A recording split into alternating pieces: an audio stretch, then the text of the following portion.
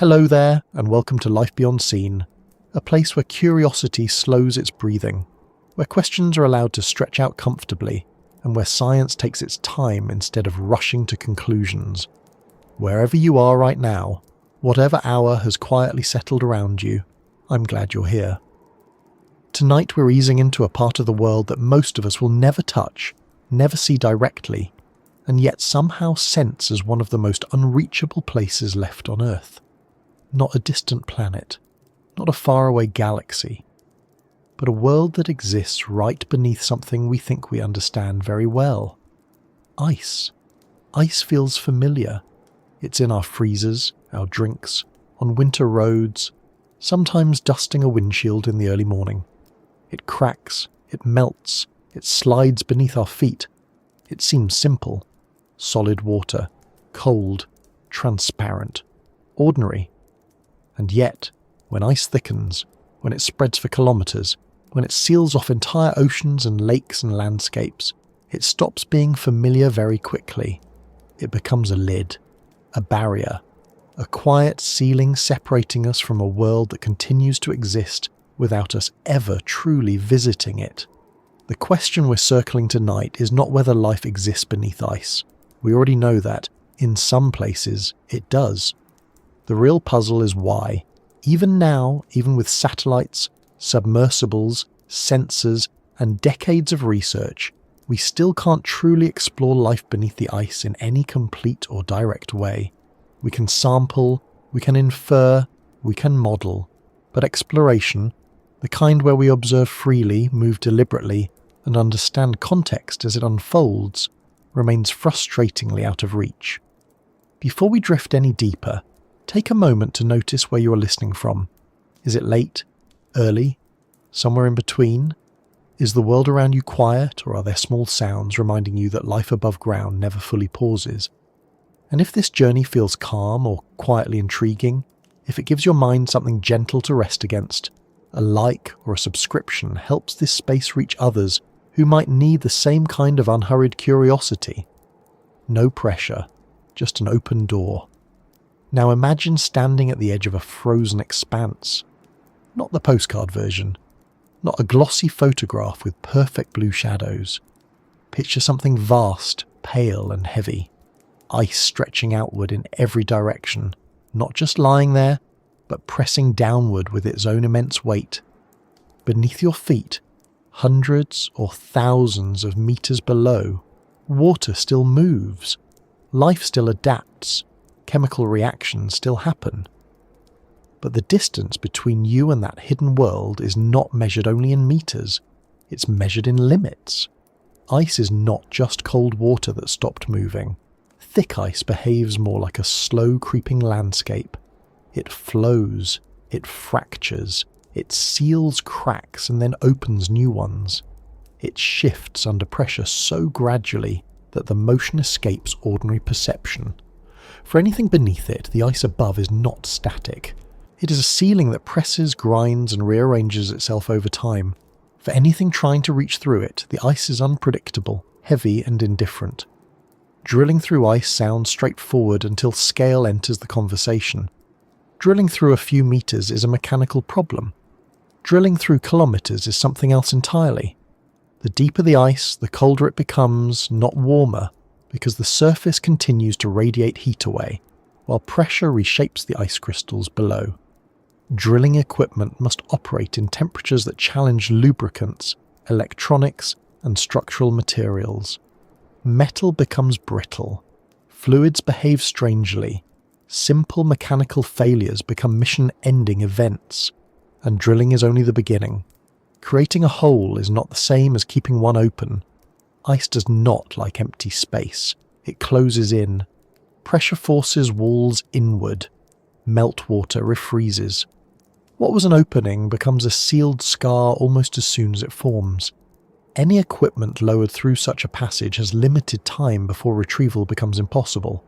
Exploration requires return. Without return, there is no iteration, no adjustment, no learning curve.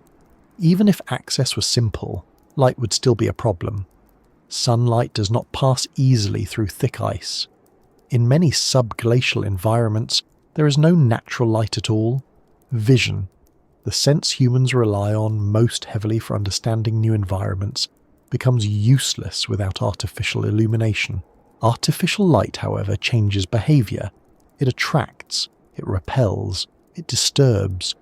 Creatures adapted to permanent darkness respond unpredictably to sudden brightness. Observation becomes interference. Sound travels differently beneath ice as well. Vibrations echo in strange ways. Communication signals scatter, reflect, or vanish, depending on ice structure and water chemistry. Remote-operated vehicles depend on stable communication links. Under ice, those links become fragile. A small shift in position can mean complete loss of contact. When communication fails, control disappears, and without control, machines become expensive guesses drifting in the dark. Pressure compounds every problem. Water beneath the ice sheets is not gently resting. It is compressed under immense force. Pressure alters chemical reactions, affects biological processes, and challenges the integrity of exploration tools. Seals leak. Casings deform. Sensors drift out of calibration. Even tiny imperfections become points of failure. Life adapted to such pressure does not notice. Our technology does. Temperature adds another layer of difficulty. Cold slows chemical reactions, stiffens materials, drains batteries, and shortens operational lifespans. Energy storage becomes inefficient. Power generation becomes limited. Heat produced by machines risks melting surrounding ice, which then refreezes unpredictably. Every action creates consequences that ripple outward in ways that are difficult to model ahead of time. Movement beneath ice is constrained in ways that open water never is. There is no vertical escape, no surface to retreat to. Everything exists in a horizontal plane beneath a solid ceiling. Navigation relies on instruments that must remain accurate despite pressure, temperature, and magnetic distortions. One navigational error can mean collision with ice formations that are not smooth, not flat, but jagged and unstable. And then there is time. Ice-covered environments change slowly, but not in ways that align with human schedules. Access windows are short. Weather conditions above dictate what can happen below.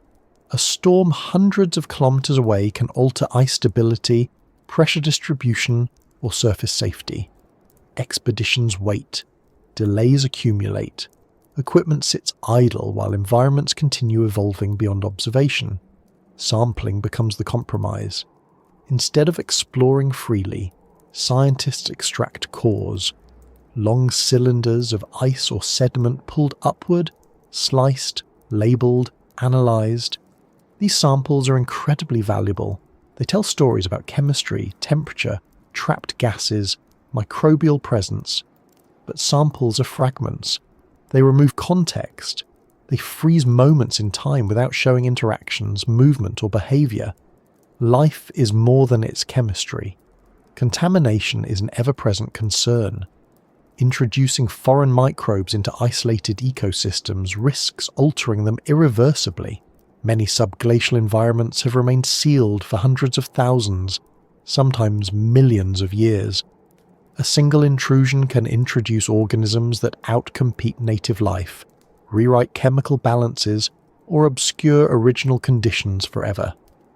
Exploration becomes an ethical question as much as a technical one. Sterilization helps, but perfection is impossible. Humans are ecosystems themselves. Our machines carry traces of us no matter how carefully they are prepared. The deeper and more isolated the environment, the greater the responsibility to avoid altering it. Sometimes the safest way to study something is to leave it largely untouched, even if that means accepting incomplete understanding. There is also the issue of scale. Beneath Earth's ice are environments that stretch across vast areas. Subglacial lakes, slow-moving rivers, saturated sediments, and pockets of water that connect in ways we are only beginning to map. Exploring one location tells us very little about the whole. Each site may operate under different pressures, chemistries, and histories. True exploration would require sustained presence across many regions, something current logistics cannot support. Antarctica provides a sobering example. Despite decades of research, most of what lies beneath its ice remains inferred rather than observed. Radar maps outline shapes, gravity measurements hint at structures, temperature models suggest liquid water pathways, but direct observation is rare, brief and cautious. The ice dictates the terms, not us. What makes this especially compelling is that life beneath ice challenges assumptions about where life can exist at all. Without sunlight, without seasonal change, without surface interaction, organisms rely on chemical energy, slow metabolisms and extreme efficiency. They operate on timescales that feel alien. Growth is measured in years, not days. Reproduction may occur rarely. Survival becomes a matter of persistence rather than competition. Trying to understand such life using tools designed for surface ecosystems is like trying to understand a whisper by shouting questions into the dark. Our presence overwhelms the very signals we want to detect. Our methods impose structure on systems that evolved without it, and yet we keep trying, carefully, incrementally, accepting frustration as part of the process. Because beneath Earth's ice may lie answers not only about life here, but about life elsewhere. Icy moons, frozen oceans, sealed environments across the solar system mirror these conditions in ways that make our planet a testing ground for questions that extend far beyond it. For now, though, the ice remains what it has always been, a boundary, a quiet barrier that hides complexity without hostility. It doesn't resist out of malice. It simply exists under rules that do not bend easily to human curiosity. And as we continue forward, it becomes clear that the difficulty is not just about reaching what lies beneath, but about learning how to observe without overwhelming, how to ask questions without forcing answers, and how to accept that some worlds reveal themselves only slowly, if at all. When ice stretches across a landscape, it doesn't just change what can be seen, it changes what can be heard, what can be felt, and how movement itself behaves. Above frozen regions, the sky often feels larger, emptier, as if sound has farther to travel and fewer places to land. Wind moves differently. It doesn't rustle leaves or ripple water. It slides across hard surfaces, carrying fine grains of snow and ice crystals that whisper rather than roar. Beneath that sky, beneath layers of frozen silence, another world exists that is even quieter, not because nothing is happening, but because everything happens slowly, steadily, and without witnesses. Under thick ice, there is no sunrise or sunset, no shadows crawling across the ground, no clouds passing overhead to mark the hours. Time does not announce itself in familiar ways. Instead, it is registered through subtle shifts, a gradual change in pressure, a barely measurable variation in temperature, a slow rearrangement of ice above that sends vibrations downward, too faint for human senses but meaningful to organisms that have adapted to feel rather than see. This quiet is not the absence of life, it is the absence of disturbance. In surface environments, life constantly reacts to change. Light appears and disappears, weather arrives unexpectedly, predators move quickly, food sources fluctuate, under ice stability dominates. Conditions remain remarkably consistent for long periods. That consistency allows certain forms of life to persist in ways that would fail anywhere else. But it also means that these environments resist intrusion. They are not designed for sudden arrivals. Sound behaves in unfamiliar ways beneath ice. Water carries vibrations efficiently, but ice reflects and redirects them unpredictably. A single mechanical noise introduced into a subglacial environment can travel far, bouncing between ice and rock, amplified in places and dampened in others. To organisms that evolved in near total quiet, such disturbances are not background noise, they are events. Even minimal activity from exploration equipment can ripple outward, altering behaviour long before anything is directly observed. Movement itself becomes an issue. In open water, currents are shaped by wind, tides, and temperature gradients. Under ice, those drivers vanish or weaken. Water may still move, but it does so gently, guided by pressure differences and subtle heat flow from below. These currents are slow, persistent, and difficult to detect without sensitive instruments. For life beneath ice, movement is not about speed. It is about endurance. Because everything moves slowly, biological processes slow as well. Metabolism drops to levels that would seem incompatible with life in warmer environments. Energy is conserved carefully. Waste products accumulate slowly and disperse slowly. Growth is minimal. Reproduction, when it happens, may occur over years or decades. This pace is not a limitation for organisms adapted to it. It is a strategy. But for human observers accustomed to rapid feedback, it creates a problem. Short-term observation reveals almost nothing. A remotely operated vehicle might descend beneath ice and record hours of footage showing little apparent activity. No swarms, no dramatic motion, just stillness punctuated by occasional drifting particles or faint microbial mats clinging to surfaces. To an untrained eye, it might appear lifeless. But that impression is misleading. The activity is there. It simply operates on a timescale that resists quick understanding. Light, when introduced, does not behave kindly. Artificial illumination creates stark contrasts in an environment accustomed to uniform darkness. Surfaces that evolved without exposure to light may react chemically when illuminated. Photosensitive compounds can degrade. Organisms that rely on chemical gradients rather than visual cues may be disrupted by light-driven reactions they have never encountered before. Observation becomes intervention, whether intended or not. Even temperature differences caused by exploration equipment can matter. The heat generated by electronics, motors, and power systems is small by surface standards, but beneath ice, where thermal balance is delicate, that heat can alter local conditions. Ice may melt slightly, changing salinity and pressure. Meltwater can refreeze elsewhere, altering microhabitats. These changes are subtle but meaningful in systems where stability is the norm. Above the ice, the sky contributes to the isolation. Polar skies, in particular, impose long periods of darkness or constant light, depending on the season. Logistics depend on weather windows that may last only days or weeks. Beneath the ice, conditions remain largely unchanged while human access fluctuates unpredictably. Expeditions arrive briefly, disturb the environment, collect limited data, and leave. The ecosystem continues on its own timeline, largely unaffected but only partially understood. This mismatch in timescales is one of the central reasons true exploration remains elusive. To understand a system that changes slowly, observation must also be slow. It must be patient, continuous, and minimally intrusive.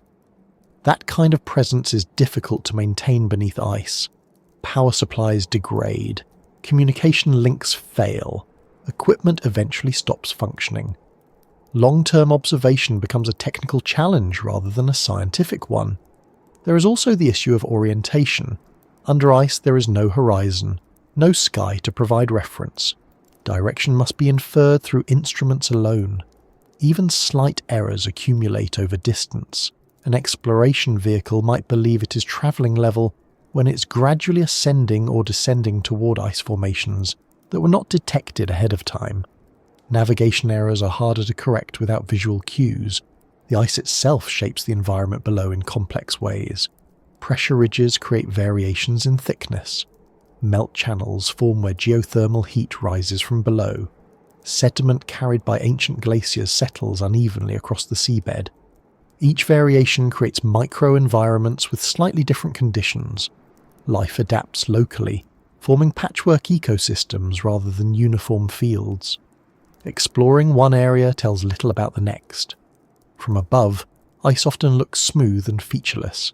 From below, it is anything but. The underside of ice sheets and shelves can be jagged, layered, and unpredictable. Ice crystals grow downward in strange formations. Pockets of trapped gas distort surfaces. These structures influence water flow, nutrient distribution, and habitat availability. Mapping them accurately is difficult without close proximity, which increases risk. Risk, in turn, limits curiosity. Exploration plans must prioritize equipment survival and data retrieval. That means avoiding areas that appear too complex, too unstable, or too uncertain. The very places that might host the most interesting biological activity are often the ones deemed too dangerous to approach.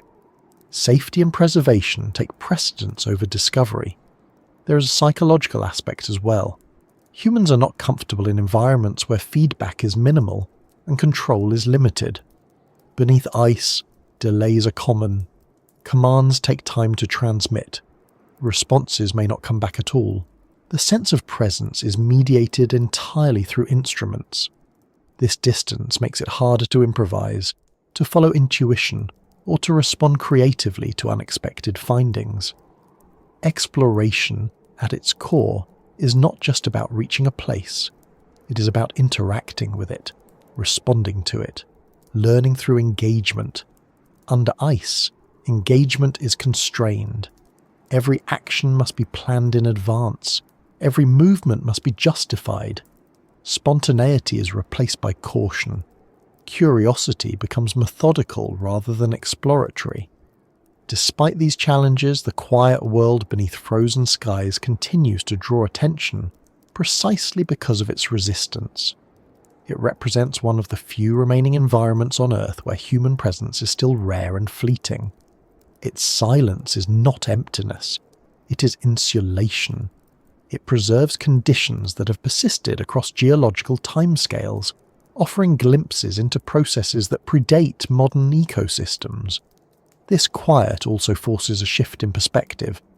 Instead of dramatic encounters and visible abundance, understanding comes from indirect evidence, chemical signatures, isotopic ratios, genetic fragments, tiny clues extracted from vast stillness. Each piece must be interpreted carefully, aware that context is missing and assumptions may mislead. As research continues, the challenge is not simply to build better machines, but to rethink what exploration means in places where visibility is limited and time moves differently. True exploration beneath ice may never look like traditional exploration. It may resemble listening more than observing, patience more than movement, restraint more than reach. And as attention turns increasingly toward icy environments beyond Earth, these lessons become even more relevant. If we struggle to explore the quiet worlds beneath our own frozen skies, what does that suggest about our readiness to explore those sealed beneath alien ice? Far from rescue, far from repair, operating under conditions even more unforgiving. For now, the world beneath ice remains quiet not because it has nothing to say, but because it speaks in a language that demands time, humility, and careful listening. And as we move forward, that quiet does not fade. It deepens, setting the tone for every attempt to understand what survives, adapts, and persists where the sky has been replaced by a ceiling of frozen weight. Ice is often imagined as something static, a frozen pause button pressed on a landscape. From a distance, especially from above, it looks motionless and inert, like a solid shell laid gently over whatever lies beneath. But this impression only holds if you observe it briefly, or from far away. Given enough time or enough pressure, ice reveals itself as something far more dynamic. It bends, it creeps, it fractures and heals.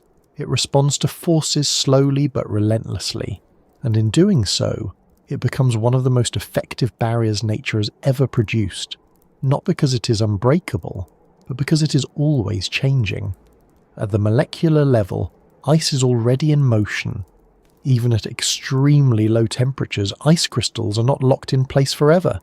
They vibrate, rearrange, and respond to stress. As layers accumulate, their weight presses downward, forcing crystals to deform and slide past one another. Over years, decades, and centuries, this movement becomes measurable. Over millennia, it reshapes continents. What looks frozen in a human moment is, on a geological clock, a slow-moving river. This slow movement is one of the reasons ice is such a difficult environment to work with. A barrier that does not stay the same cannot be fully mapped and then trusted. Crevasses open and close. Channels form and vanish. Pressure redistributes itself unpredictably. A region considered stable one season may behave very differently the next, not because of dramatic change, but because small shifts have accumulated quietly. For anything beneath the ice, this motion is a constant presence. The ceiling above is not rigid. It presses downward unevenly, sometimes flexing, sometimes cracking, sometimes grinding against the rock below. This movement creates friction, heat, and meltwater. It also reshapes habitats continuously. Cavities open briefly and collapse. Water pathways shift direction. Sediment is scraped, transported, and redeposited. Life beneath ice adapts not just to cold and darkness, but to instability that unfolds slowly enough to feel permanent. From the perspective of exploration, this living quality of ice introduces layers of uncertainty. When engineers plan a drilling operation, they are not just dealing with depth and temperature, they are dealing with a material that flows back into any space created within it. Drill holes do not remain cylindrical voids. Their walls deform, meltwater refreezes unevenly, pressure seals openings shut. The ice behaves less like a solid you can cut through and more like a substance that resents interruption. Even the act of drilling generates heat, which changes the ice around it. Warmer ice deforms more easily. Meltwater lubricates crystal movement. This can cause drill paths to bend, drift, or collapse. Equipment that worked perfectly in testing environments may fail under conditions that were impossible to replicate fully beforehand. Each meter downward increases the weight above, amplifying every small miscalculation. Once a hole exists, keeping it usable becomes its own struggle. Ice does not tolerate empty space. Given the chance, it will close any gap through a combination of refreezing and plastic flow. This means that exploration tools must move quickly, often faster than ideal, to avoid becoming trapped. There is little room for hesitation or improvisation. A delay of hours can turn access into entrapment.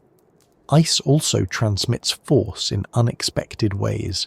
Stress applied at one location can propagate across large distances.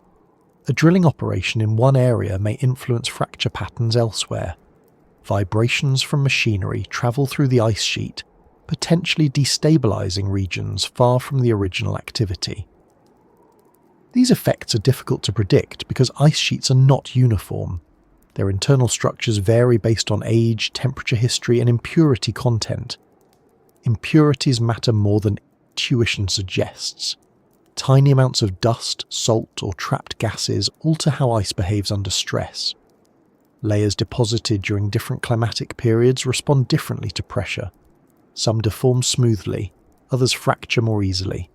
These layers stack unevenly, creating complex internal architectures that are invisible from the surface. Without direct observation, scientists must infer these structures indirectly, accepting a margin of uncertainty that never fully disappears. This internal complexity affects everything beneath the ice as well. Pressure gradients shift as ice flows. Meltwater accumulates where pressure lowers and drains where it increases. Subglacial lakes may appear stable for long periods, then drain suddenly through newly opened channels. Such events can reshape entire regions beneath the ice, flushing sediments, redistributing nutrients, and altering habitats without warning. For life adapted to these conditions, change is expected but slow. For exploration equipment, sudden shifts can be catastrophic. A vehicle navigating beneath ice relies on maps that may already be outdated. An opening that allowed passage on descent may have narrowed or closed by the time of return. What was once a safe clearance becomes a collision risk. Ice shelves which float over the ocean while remaining attached to land ice introduce another layer of motion. They flex with tides. They rise and fall slightly as water moves beneath them. This flexing transmits motion downward into the water column, generating currents that interact with the underside of the ice. These interactions influence temperature distribution and nutrient flow, shaping ecosystems that depend on stability but must tolerate gentle, persistent movement. The underside of ice shelves is rarely smooth. It is sculpted by melting and refreezing processes that create ridges, grooves, and cavities. Warm water flowing beneath can carve channels upward into the ice. Colder water refreezes along edges, thickening structures unevenly. Over time, these features grow, collapse, and reform. For exploration vehicles, navigating this terrain is like flying blind through a cave system that rearranges itself slowly but constantly. Ice also responds to external forces beyond temperature and gravity. Seismic activity, even distant earthquakes, can send waves through ice sheets. These waves may trigger fractures or shift stress distributions. Storm systems far offshore can alter ocean circulation beneath ice shelves, increasing melting in some regions while stabilizing others. The ice integrates all these influences, responding as a system rather than a collection of isolated parts. Because of this, ice cannot be treated as a passive obstacle. It is an active participant in the environments it covers. It regulates water flow, controls pressure, and mediates energy transfer between the surface and what lies below. Any attempt to explore beneath it must account for this role. Ignoring it leads to surprises that equipment and plans are rarely prepared for. Human intuition struggles with materials that behave this way. We're accustomed to barriers that stay where we put them. Walls, doors, and roofs either stand or collapse. Ice exists in between. It stands long enough to feel permanent, but moves just enough to undermine certainty. This makes it especially difficult to design systems that interact with it reliably over extended periods. Long-term installations beneath ice face the same challenges. Sensors embedded in boreholes may drift as ice deforms. Cables stretch or snap. Anchors loosen. Data collected over time must be corrected for movement that was not directly observed. The environment refuses to stay aligned with our reference frames. This movement also complicates the interpretation of biological data. If organisms are found in a particular location, were they always there, or were they transported by shifting water pathways? If chemical signatures change, is that due to biological activity, or to changes in pressure and flow caused by ice movement above? Separating cause from consequence becomes a puzzle with missing pieces. In some cases, ice movement may even protect subglacial ecosystems by limiting exchange with surface environments. Slow deformation seals off regions, maintaining isolation. In others, it may expose systems temporarily, allowing brief pulses of nutrients or energy to enter. These events may be rare and fleeting, leaving little trace by the time researchers arrive. For all these reasons, ice earns its description as a living barrier. Not alive in a biological sense, but active, responsive, and influential. It does not merely block access. It shapes everything beneath it continuously, enforcing rules that exploration must obey. As technology improves, efforts to model ice behavior become more sophisticated. Satellite measurements track surface movement. Radar probes peer into internal layers. Computer simulations attempt to predict how ice will respond to stress and temperature changes. These tools help, but they remain approximations. The real ice always retains the final say. This reality forces a shift in expectations. Exploration beneath ice cannot rely on fixed assumptions. It must be adaptive, resilient, and prepared for failure. It must accept that some questions cannot be answered quickly, and some environments cannot be revisited easily. Knowledge accumulates slowly, shaped by patience as much as by innovation. And yet, this moving barrier is not purely an obstacle. It is also an archive. As ice flows, it carries with it records of past climates, trapped gases, and ancient particles. It preserves information even as it reshapes itself. Beneath it, life persists within conditions that have been stable enough to endure, yet dynamic enough to evolve. Understanding ice as a living barrier changes how we think about what lies below. It is not a hidden world waiting passively to be discovered. It is a world in constant negotiation with the ice above it, adapting to pressure, movement, and constraint. Any attempt to explore it must enter that negotiation carefully. As we continue forward, the challenges posed by ice do not lessen, they compound. Darkness, pressure, communication limits, and ethical concerns all stack on top of this fundamental reality. The barrier is not just thick, it is active. And learning to work with something that never truly stands still may be the greatest challenge of all. Darkness under ice is not the kind that arrives gradually at dusk or lifts again with the morning. It is not a curtain drawn and then politely opened later. It is not the absence of light waiting to be corrected. It is a condition, a constant, something that settles in and stays, not because light is temporarily blocked, but because there is no natural path for it to return. Once ice reaches a certain thickness, light stops being a meaningful factor. Sunlight, even at its brightest, loses strength quickly as it passes through snow and ice. Snow scatters light almost immediately, reflecting much of it back into the sky. What does pass through enters the ice already weakened. Each additional meter strips away more energy until eventually nothing usable remains. Below that point, darkness is not dramatic. It is simply complete. This permanent darkness shapes everything beneath it. Life does not wait for light. It does not anticipate sunrise. It does not react to shadows or colour. Vision, as humans understand it, becomes optional or irrelevant. In many subglacial environments, eyes would be a waste of resources.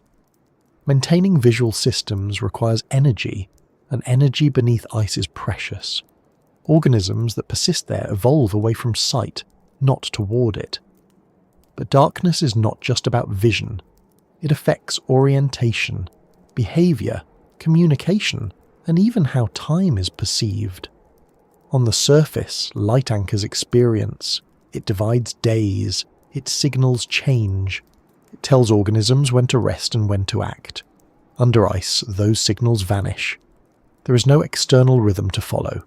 Instead, life relies on internal cycles, chemical cues, and slow environmental gradients that change so gradually they barely register. For exploration, this absence of light removes one of our most powerful tools.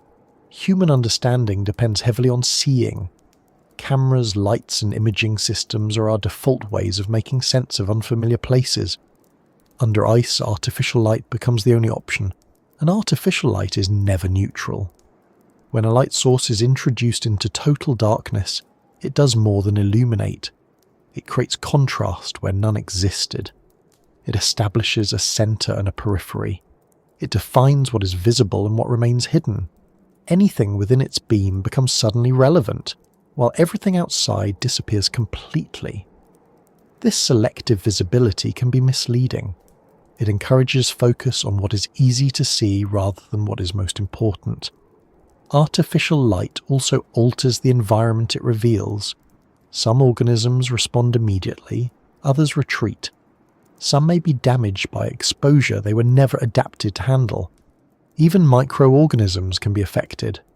Light can trigger chemical reactions, break down compounds, or stimulate processes that would otherwise remain dormant. Observation changes conditions, sometimes subtly, sometimes permanently. There is also the problem of scale. Light does not travel infinitely far underwater even without ice. It scatters, absorbs, and fades. Under ice, surfaces are often uneven, reflective, or opaque. Light bounces unpredictably, creating glare, shadows, and blind spots. What appears solid may be an illusion. What seems empty may be filled with structures just beyond the beam. Navigation becomes especially difficult in these conditions. Without visual landmarks, movement depends entirely on instruments.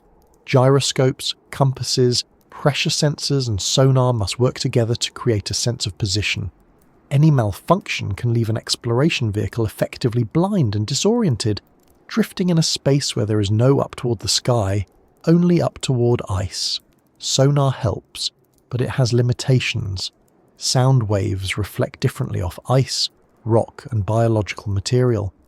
Interpreting those reflections requires assumptions that may not hold in unfamiliar environments. A shape detected by sonar may be smooth ice, jagged rock, or a biological structure. Without visual confirmation, certainty remains elusive. Darkness also complicates communication. Visual signals are useless. Optical communication systems struggle without clear water and predictable distances. Radio waves do not travel well through ice and seawater. Acoustic communication becomes the primary option, but it is slow, bandwidth limited, and susceptible to interference. Messages take time, responses are delayed, control becomes indirect. This delay matters.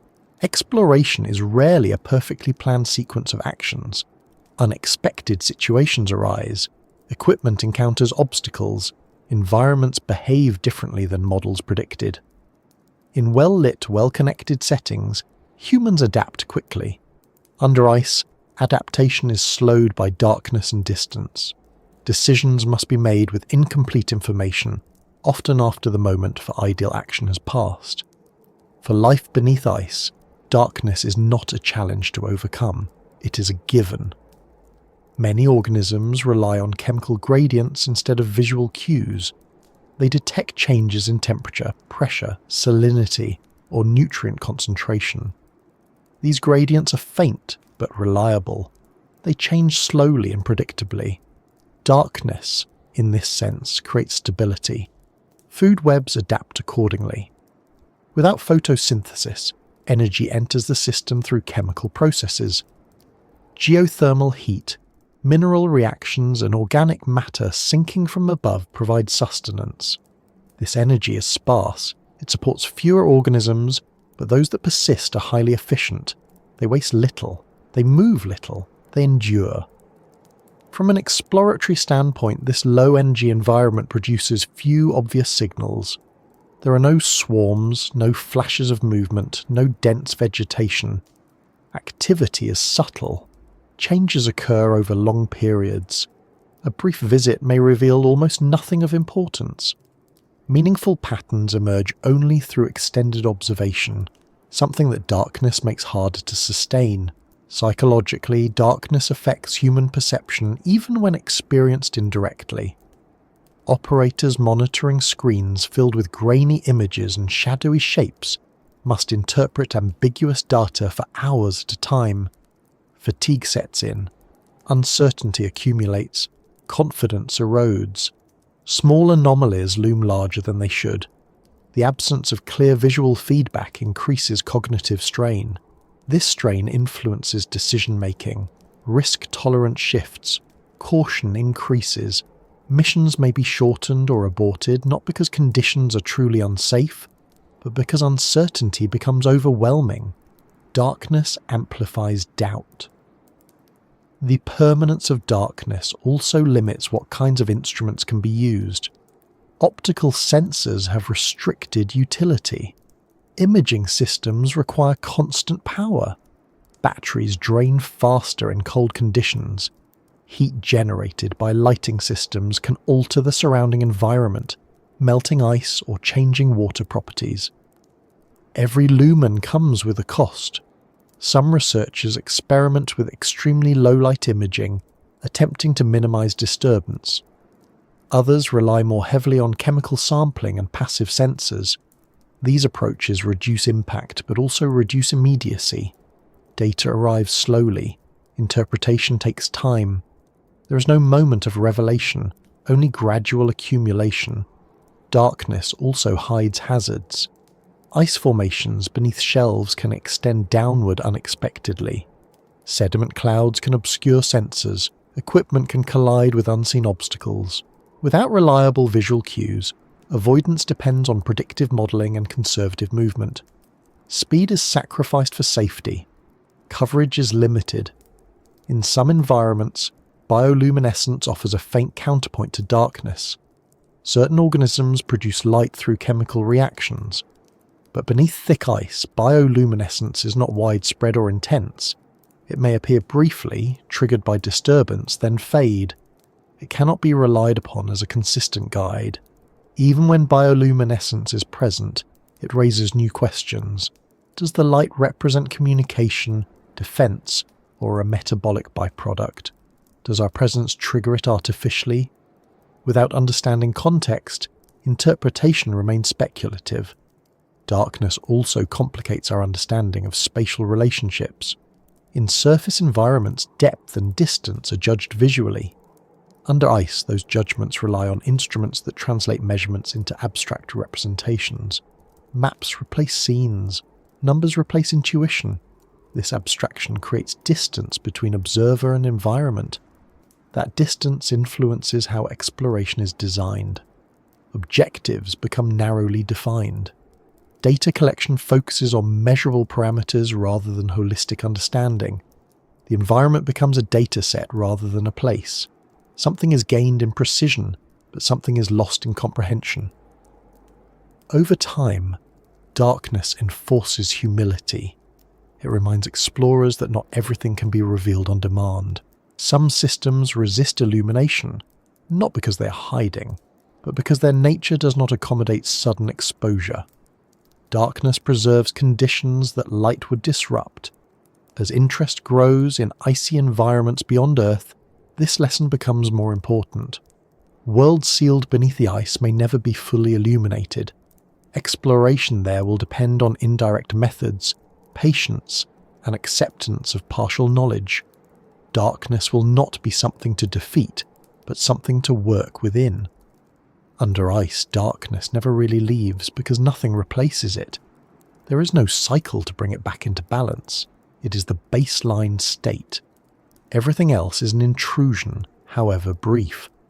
And as exploration continues, it becomes clear that understanding life beneath ice requires learning to listen more than to look, to accept ambiguity, and to operate without the comfort of clear sight. The darkness does not obscure life. It defines the terms under which life exists. Moving forward, this unbroken absence of light connects directly to the next challenge. When you cannot see, and when darkness cannot be lifted without consequence, the problem shifts from illumination to endurance, from observation to survival. Because beyond darkness lies another constraint that presses even harder, one that shapes every living thing beneath the ice and every machine we send down to meet it. Pressure and cold are often talked about separately, as if they are two different challenges that can be addressed one at a time. In reality, beneath ice, they are inseparable. They arrive together, reinforce each other, and create conditions that push not just technology, but the human body itself far beyond what it was ever shaped to endure. Long before questions of exploration arise, these forces quietly establish a boundary that humans cannot cross directly, no matter how advanced our tools become. Pressure begins accumulating the moment ice starts piling up. Every additional meter adds weight. Snow compacts into fern compresses into ice, and ice presses downward relentlessly. Under thick ice sheets, the pressure is immense, far greater than what most people ever experience, even deep underwater. It is not a sudden crushing force, but a constant squeeze, applied evenly and without pause. For anything living beneath it, pressure is not an event, it is a condition of existence. The human body, however, is not built for this kind of environment. At the surface, we live in a narrow pressure range that our physiology understands intimately. Our lungs exchange gases efficiently. Our blood chemistry remains stable. Our cells maintain their shape and function without effort. As pressure increases, these systems begin to struggle. Gases dissolve differently. Cavities compress. Chemical balances shift. Even before catastrophic injury occurs, subtle impairments set in. Cold compounds these effects. Beneath ice, temperatures hover near freezing and often below it. Water may remain liquid due to pressure or salinity, but it is never warm. Cold slows everything. Chemical reactions become sluggish. Muscles stiffen. Nerve signals travel more slowly. The body must expend energy simply to maintain its core temperature, even at rest. Over time, that energy demand becomes unsustainable. Humans have adapted to cold climates in impressive ways, through clothing, shelter, and behavior. But these adaptations rely on one crucial assumption: access to an atmosphere and the ability to generate and retain heat. Beneath ice, surrounded by near-freezing water, heat loss is rapid and unforgiving. Even with advanced insulation, the body's heat escapes faster than it can be replaced. Exposure times become limited not by comfort, but by survival. Pressure interferes with this balance further. At high pressure, gases behave differently in the bloodstream. Nitrogen dissolves more readily. Oxygen toxicity becomes a risk at concentrations that are safe at the surface. Decompression becomes a complex and dangerous process. Rapid changes in pressure can cause bubbles to form in blood and tissues, leading to severe injury or death. Managing these risks requires controlled environments, slow transitions, and precise monitoring. Under thick ice, such control is nearly impossible for a human body directly. There is no gradual ascent to the surface, no easy way to regulate pressure changes. Any breach of containment would be catastrophic. This reality alone eliminates the possibility of human presence beneath ice in the way divers explore open oceans. Machines must go where bodies cannot. Cold also alters the immune system. Prolonged exposure suppresses immune responses, making infections more likely and healing slower. Even minor injuries become serious concerns. Beneath ice, there is no immediate medical assistance. No evacuation within minutes or hours. Risk accumulates quietly until it becomes unacceptable. Psychologically, cold and pressure exert their own toll. Even in controlled environments like submarines or research stations, isolation and confinement affect cognition, mood, and decision-making. Beneath ice, these effects would be amplified. Darkness removes visual orientation. Pressure removes physical freedom. Cold imposes constant physiological stress. Together, they create conditions that erode mental resilience over time. Human senses also degrade. Touch becomes less sensitive as cold numbs nerve endings. Hearing changes as pressure affects the inner ear. Balance becomes unreliable. These sensory shifts increase the likelihood of errors, accidents, and misjudgments. In environments where margins for error are already thin, this is unacceptable. Technology can mitigate some of these limitations, but only by creating artificial environments that mimic surface conditions. Pressurized capsules, heated suits, life support systems, and redundant safety layers all help, but they add complexity. Each additional system introduces new points of failure. Each layer of protection must function perfectly, continuously, in an environment that actively works against it.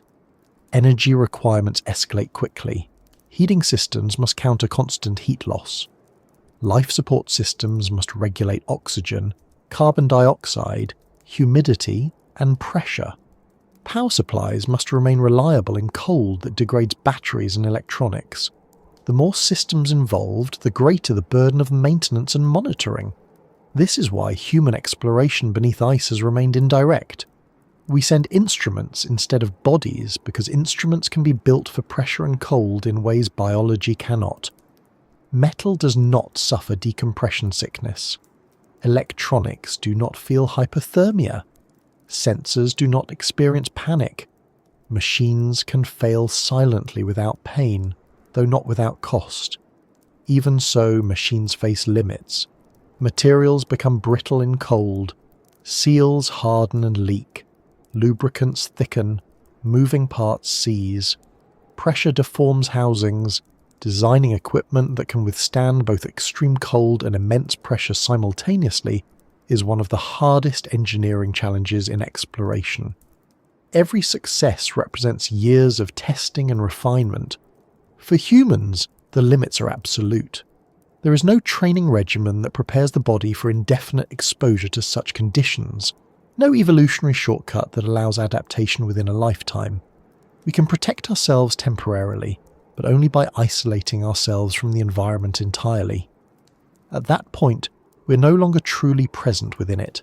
We are observers inside bubbles. This separation changes the nature of exploration. Presence becomes mediated. Interaction becomes indirect. The body remains at a distance, while instruments extend outward. Understanding comes through data streams rather than lived experience. This is not a failure of curiosity, but an acknowledgement of biological reality. Life beneath ice does not share our constraints. Organisms there evolved under pressure and cold. Their proteins remain functional at low temperatures. Their cell membranes remain flexible. Their metabolic processes are tuned to scarcity and slowness. What threatens us defines them. Some microorganisms thrive under pressures that would crush human tissue. Others remain active at temperatures where human cells would freeze. These organisms do not fight their environment, they align with it. Their existence highlights the mismatch between human biology and subglacial worlds. This mismatch forces difficult choices. To explore more deeply, we must either accept distance or risk irreversible harm. History has shown that pushing beyond biological limits often comes at great cost. Beneath ice, that cost would likely be fatal, with little knowledge gained to justify it. As a result, exploration strategies prioritize safety and preservation over immersion. Long-term monitoring replaces short-term presence. Data accumulates slowly. Progress is incremental. Frustration is part of the process. Yet these limits also shape perspective. They remind us that not all environments are meant to be entered directly. Some must be understood through patience, humility, and restraint. The inability of the human body to endure pressure and cold beneath ice is not a challenge to overcome through bravado. It is a boundary that defines how exploration must proceed.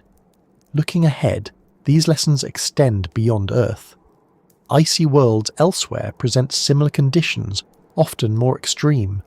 If human bodies cannot tolerate the pressure and cold beneath our own ice sheets, they will not fare better beneath alien ones.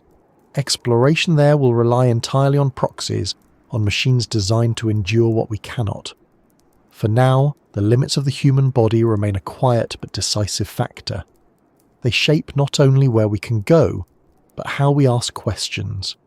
They determine the pace of discovery and the methods we trust. Pressure and cold do not announce themselves dramatically. They simply persist, enforcing rules that cannot be negotiated. And as we move forward, it becomes clear that these physical limits connect directly to another challenge. Even if machines can endure pressure and cold where humans cannot, keeping them functioning, guided and responsive beneath ice introduces its own set of obstacles. Because survival is only the first step. Communication, control and understanding must follow, and beneath ice those become challenges of an entirely different kind. When humans cannot go somewhere, we send machines. That decision sounds simple, almost obvious, but beneath ice it becomes a long chain of compromises. Machines are built to survive conditions that bodies cannot, yet survival alone is not enough. To explore life beneath ice, machines must also sense, move, decide, communicate, and endure for long periods without intervention. And it is in this gap between endurance and understanding that their struggle becomes clear. A machine lowered beneath ice enters an environment that actively resists it. Cold stiffens materials. Pressure compresses housings. Darkness removes visual reference. Water chemistry interferes with sensors. Ice above shifts slowly, altering paths and boundaries without warning. Every one of these factors demands design choices, and every design choice carries trade-offs. Start with the most basic requirement: staying intact. To withstand pressure, machines must be enclosed in strong housings, often spherical or cylindrical, to distribute force evenly. These housings are thick, heavy, and rigid. Strength comes at the cost of weight and volume. A heavier machine requires more power to move. A bulkier one struggles to navigate tight spaces beneath uneven ice. Structural integrity competes directly with mobility. Cold introduces its own set of constraints. Batteries lose efficiency as temperatures drop. Chemical reactions that generate electrical current slow down. What works for hours at the surface may last only minutes beneath ice unless insulated or heated. Heating, however, consumes energy and risks altering the surrounding environment. Engineers must balance power conservation against functional necessity, often settling for reduced capability rather than increased disturbance. Sensors the machine senses are particularly vulnerable. Optical cameras require light, which must be supplied artificially. As discussed earlier, light alters behaviour and conditions. Sonar systems avoid this problem but offer limited resolution and ambiguous interpretation. Chemical sensors drift over time, especially under pressure and cold.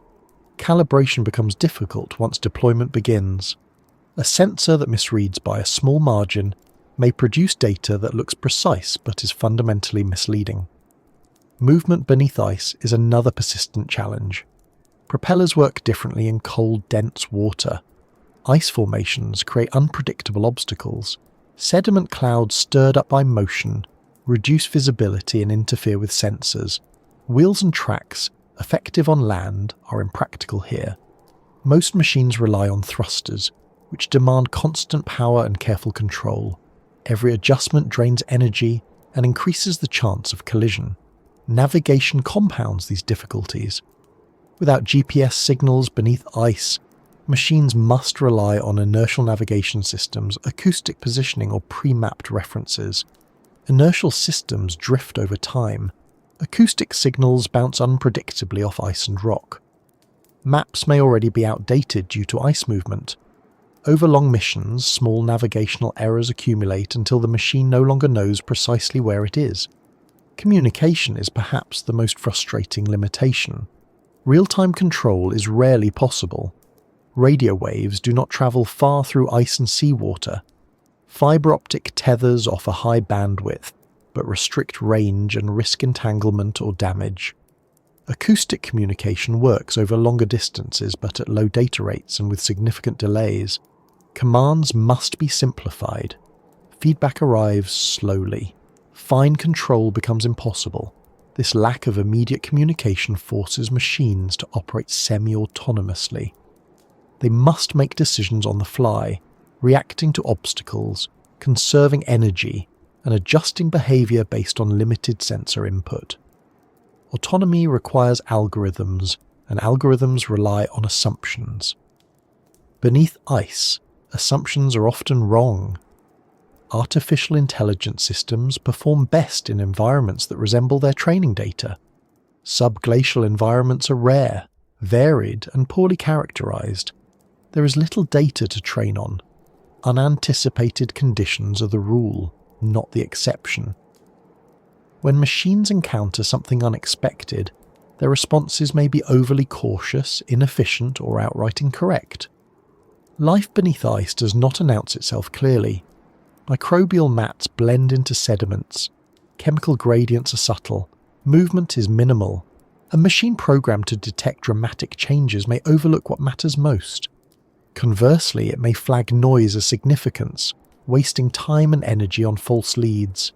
Even when machines function as intended, their presence alters the environment. Thrusters disturb sediments. Heat changes local temperature profiles. Noise propagates far. For ecosystems adapted to stability, these disturbances matter. They can change behaviour, redistribute organisms, or obscure natural patterns. The very act of exploration risks masking what it seeks to understand. Longevity presents another problem. Life beneath ice operates on long timescales. Meaningful changes may take months or years to emerge. Machines, however, have finite operational lifespans. Power runs out, components degrade, corrosion occurs, biofouling builds up. Maintaining a machine beneath ice for extended periods is extraordinarily difficult, especially without the possibility of repair. Redundancy helps but increases complexity. Backup systems add weight and consume power. More components mean more potential points of failure. Designers must decide which failures are acceptable and which are not. These decisions shape what kinds of data can be collected and for how long. Recovery is never guaranteed. Once a machine is deployed beneath ice, retrieving it may be impossible. Ice movement can seal access points. Tethers can snap. Navigation errors can lead to dead ends. Many missions are designed with the understanding that the machine may never return. Data must be transmitted before loss, limiting what can be stored or processed on board. This risk influences mission design. Exploration becomes conservative.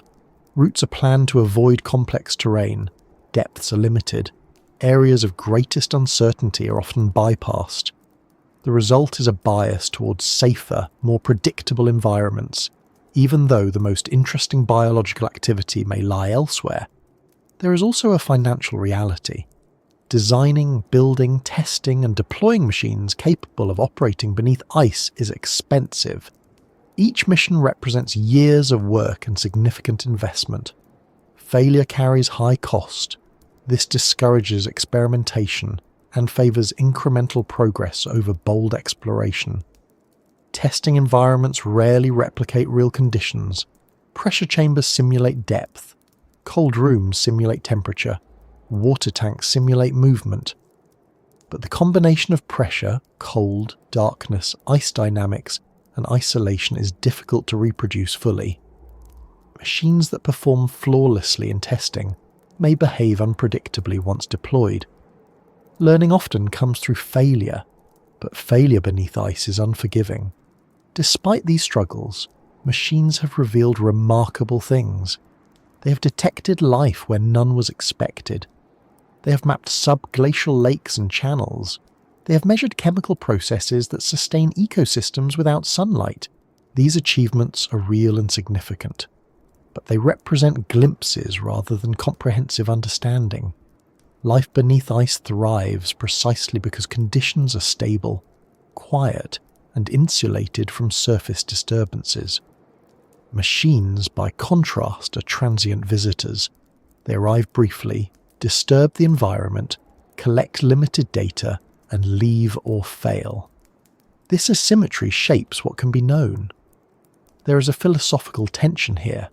Exploration has traditionally implied presence, movement, and direct observation. Beneath ice, exploration becomes indirect, cautious, and mediated. Machines stand in for humans, but they do not share our intuition or adaptability. They execute instructions faithfully but lack context. They do not wonder. They do not notice what was not anticipated. Researchers attempt to compensate by refining questions, narrowing objectives, and improving models. But models rely on existing knowledge. Truly novel discoveries often emerge from unexpected encounters, something machines are poorly equipped to recognize without guidance. As technology advances, improvements come incrementally. Batteries become more efficient. Sensors become more sensitive. Algorithms become more adaptive. Yet the fundamental struggle remains. Machines must operate in environments that resist predictability, where life exists quietly and subtly, and where the margin for error is thin. Looking ahead, this struggle informs how future exploration is envisioned. Instead of single missions, networks of small, low-impact sensors may be deployed to observe changes over time. Instead of active movement, passive listening may reveal more. Instead of trying to see everything, researchers may focus on detecting patterns that emerge slowly. These approaches align better with the nature of subglacial life, but they also require patience. Data arrives gradually. Interpretation takes time. There are no dramatic moments of discovery, only steady accumulation. In this sense, machines that struggle beneath ice teach an important lesson. Exploration is not always about conquering environments or pushing boundaries aggressively. Sometimes it is about learning how little intervention is needed, how much restraint is required, and how much effort it takes simply to avoid doing harm. As we continue forward, the limitations of machines connect directly to another obstacle. Even when machines survive, sense, and move effectively, they remain isolated beneath ice, separated from us by layers that distort signals and delay responses. The struggle does not end with endurance. It extends into the challenge of staying connected at all. Seeing without light sounds at first like a technical puzzle waiting for a clever solution. Add better sensors, increase sensitivity, translate other signals into images the human brain can understand. But beneath ice, the problem is not simply that light is missing. It is that vision itself as a way of knowing becomes unreliable. The environment does not cooperate with being turned into pictures, no matter how sophisticated the tools become. Human understanding is deeply visual. We trust what we can see. We look for edges, motion, contrast, and shape. We build mental models from spatial relationships that are immediately apparent to the eye.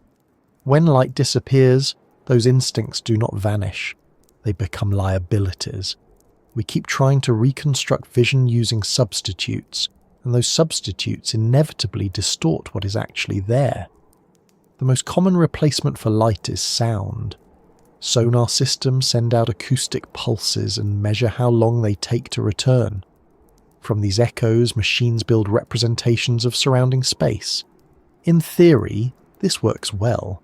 In practice, beneath ice, sonar encounters an environment filled with surfaces that reflect, scatter, absorb, and bend sound in complex ways. Ice is not a uniform reflector. Its underside can be smooth in some places and sharply irregular in others. Layers of different crystal structures respond differently to sound. Sediment-covered areas absorb acoustic energy, while rock reflects it strongly. Water temperature and salinity alter sound speed, subtly warping distance estimates. What returns to the sensor is not a clean signal, but a tangled mixture of echoes. Interpreting that mixture requires assumptions. Algorithms decide which echoes matter and which can be ignored. They estimate distances, angles, and shapes based on models that may not match reality. The result is often a simplified map that hides complexity. Features blur together, fine details disappear. The environment becomes more orderly than it truly is. This matters because life beneath ice is often defined by subtlety. Microbial mats may coat surfaces unevenly. Chemical gradients may exist across distances too small to resolve acoustically. Structures formed by biological activity can resemble geological features when reduced to coarse data. Without light, distinguishing between living and non-living becomes a matter of inference rather than observation. Optical cameras, when used, introduce their own problems. Artificial light illuminates only a limited area, creating a tunnel of visibility surrounded by complete darkness. Anything outside that beam might as well not exist.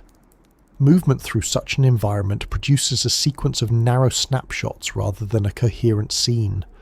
Context is lost between frames. Reflections further complicate matters. Ice surfaces can act like mirrors, scattering light back into the camera and obscuring what lies beyond. Particles suspended in water catch light and create noise. Sediment disturbed by movement lingers, turning the illuminated area into a clouded space where shapes lose definition. The camera sees something, but not necessarily what it is meant to see. Even when images are clear, scale becomes ambiguous. Without familiar reference points, size is hard to judge. A small object close to the lens may appear large. A large structure farther away may seem insignificant. Depth perception relies on cues that are absent or distorted. This leads to misinterpretation, where features are classified incorrectly based on incomplete visual information. The brain tries to compensate. Operators watching live feeds search for patterns, edges, and motion. They project expectations onto what they see. This is a well-known cognitive effect. When information is limited, the mind fills in gaps. Beneath ice, this tendency becomes dangerous. It can lead to false positives, where ordinary features are interpreted as biological activity or false negatives, where subtle signs of life are overlooked. Chemical sensing offers another route to understanding without light. Instruments measure concentrations of gases, dissolved minerals, organic compounds, and isotopes. These measurements provide valuable clues about biological processes, but they are indirect. A chemical signature suggests activity, not its form, distribution, or behavior. It tells you that something is happening, not what it looks like or how it unfolds. Combining chemical data with acoustic maps and limited visual imagery requires integration across different kinds of uncertainty. Each data stream has its own biases and blind spots. Aligning them into a coherent picture is difficult, especially when time is limited and conditions are changing. There is also the issue of temporal resolution. Seeing is immediate. Chemical processes are slow. Acoustic surveys take time to complete. When these methods are combined, the resulting picture represents different moments stitched together. Changes that occur between measurements may be missed. Dynamic processes can appear static simply because they unfold on timescales that do not align with data collection.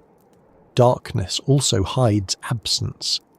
In illuminated environments, empty space is visible. Under ice, empty space blends seamlessly into darkness. A lack of signal may mean nothing is there, or it may mean the sensors are not detecting it. Distinguishing between these possibilities is not always possible. This ambiguity influences how exploration data is interpreted. Scientists must be careful not to overstate conclusions.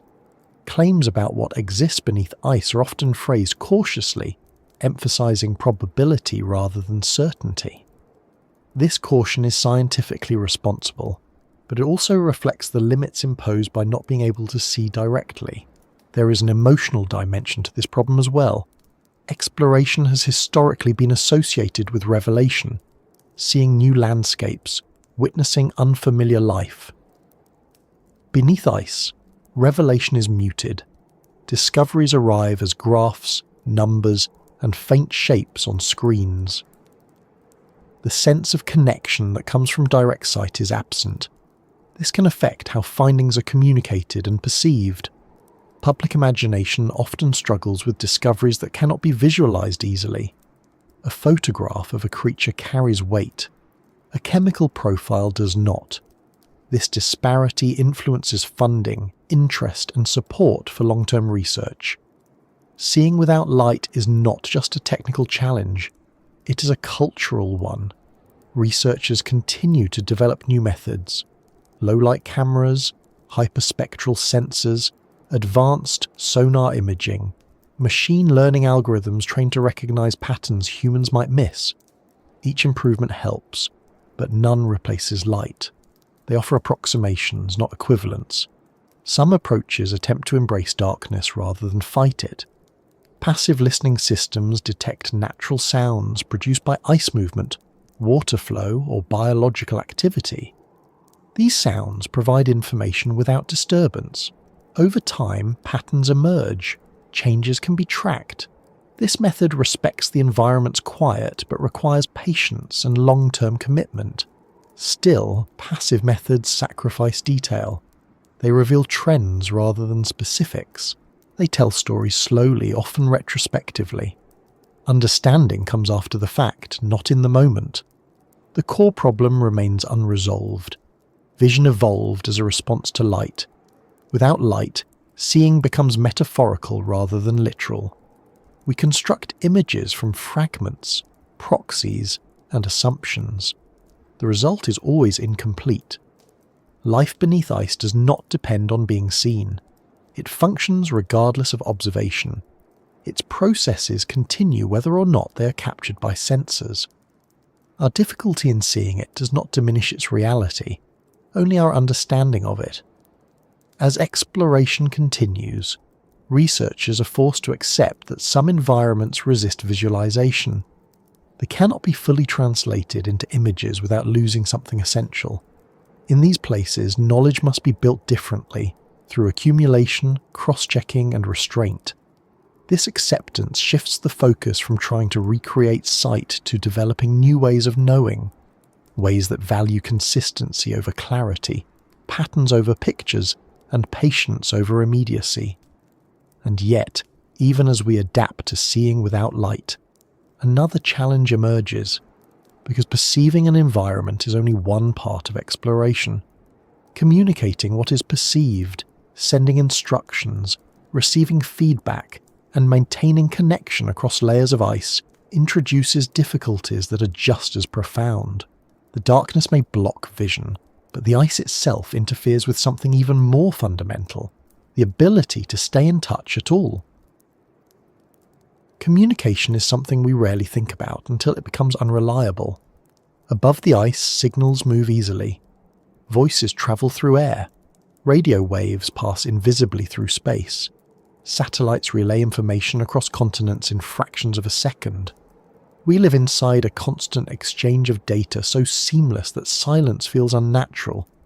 Beneath kilometers of ice, that entire framework collapses. Communication does not merely weaken, it fractures, slows, and sometimes disappears altogether. Ice is not friendly to signals. Thick ice blocks radio waves almost completely. Seawater absorbs them even more efficiently. The methods that keep modern exploration connected simply do not work once ice and water intervene. There is no GPS beneath ice, no real-time video streaming without physical connection, no instant feedback loop between human intention and machine action. What remains is sound, and even sound behaves unpredictably. Acoustic communication travels farther underwater than most other signals, which is why it becomes the primary option beneath ice. But acoustic signals are slow. They carry limited information. They are vulnerable to interference, and they are shaped by the very environment they are meant to traverse. Sound waves reflect off ice surfaces in complex ways. The underside of ice sheets is uneven, layered, and constantly changing. Some frequencies bounce cleanly, others scatter. Some are absorbed entirely. Water temperature, salinity, and pressure alter how fast sound travels and how it bends. A message sent from one point may arrive distorted, delayed, or not at all. Bandwidth becomes a severe limitation. Acoustic communication cannot support large volumes of data. High-resolution images, detailed sensor logs, or continuous streams of information are impossible to transmit reliably. Messages must be compressed, simplified, prioritized. Decisions about what data matters most are made in advance, often before anyone knows what will actually be encountered. This forces exploration into a strange rhythm. Machines operate for long periods without guidance, executing pre-programmed instructions. They collect data locally, making limited decisions on their own. Only occasionally do they pause to send summaries upward, brief snapshots of what they have sensed. Humans respond in turn, adjusting plans with delays measured in minutes or hours. That delay matters more than it seems. Exploration thrives on responsiveness. Unexpected findings invite curiosity. Obstacles demand improvisation. In environments where communication is immediate, humans adapt quickly. Beneath ice, by the time a message is received, conditions may already have changed. Opportunities may have passed, hazards may have grown, physical connections offer an alternative. Fiber optic cables can transmit vast amounts of data instantly, but they introduce new problems. Cables restrict movement. They can snag on ice formations. They can be damaged by shifting ice or sediment. Deploying kilometers of cable through narrow boreholes is itself a technical challenge. Once damaged, repair is often impossible. Tethered systems also change how machines behave. They must account for drag, tension, and entanglement. Routes must be planned conservatively. Tight spaces become off-limits. The machine's freedom is reduced, trading exploration range for communication reliability. Untethered systems regain mobility but lose contact. They become isolated explorers, operating beyond human reach. Designers attempt to compensate by increasing autonomy, but autonomy is not awareness. A machine can follow rules, but it cannot explain its reasoning. When something goes wrong, understanding why may never be possible. Loss of communication introduces psychological distance as well. Operators monitoring a mission feel disconnected from what is happening beneath the ice. They issue commands and wait. Silence stretches. When data finally arrives, it reflects the past, not the present. The sense of shared time disappears. This temporal disconnect complicates trust. When communication is reliable, humans develop confidence in their systems. When it is intermittent, doubt creeps in. Is the machine functioning properly? Are sensors still calibrated? Has something unexpected occurred? Without confirmation, uncertainty grows. Emergency response becomes nearly impossible. If a machine encounters trouble beneath ice, there is no immediate intervention, no quick fix, no human descent to assist. Decisions must be made earlier, conservatively, often sacrificing potential discovery to avoid catastrophic loss. This reality shapes mission design profoundly. Exploration plans prioritize predictability. Routes are simplified, objectives are narrowed, risk is minimized. The most complex, dynamic, or intriguing areas are often excluded because they would demand responsive communication that cannot be guaranteed. Life beneath ice, meanwhile, is unaffected by these constraints. It does not rely on signals sent over distance. It responds locally, chemically, physically. Its interactions unfold at the scale of molecules and gradients, not messages and commands. Communication, as humans understand it, is irrelevant there. This contrast highlights a deeper issue. Exploration beneath ice is not just about overcoming physical barriers, it is about reconciling two very different modes of existence. One depends on constant exchange of information, the other does not. Researchers attempt to bridge this gap with redundancy. Multiple communication systems, backup channels, pre-planned behaviours triggered by specific conditions. These measures help, but they cannot eliminate uncertainty. They add complexity, which itself introduces new failure modes. Environmental noise adds another layer of difficulty. Ice movement generates sounds. Water flow produces turbulence. Distant seismic activity sends vibrations through ice sheets. All of this creates a background against which communication signals must compete.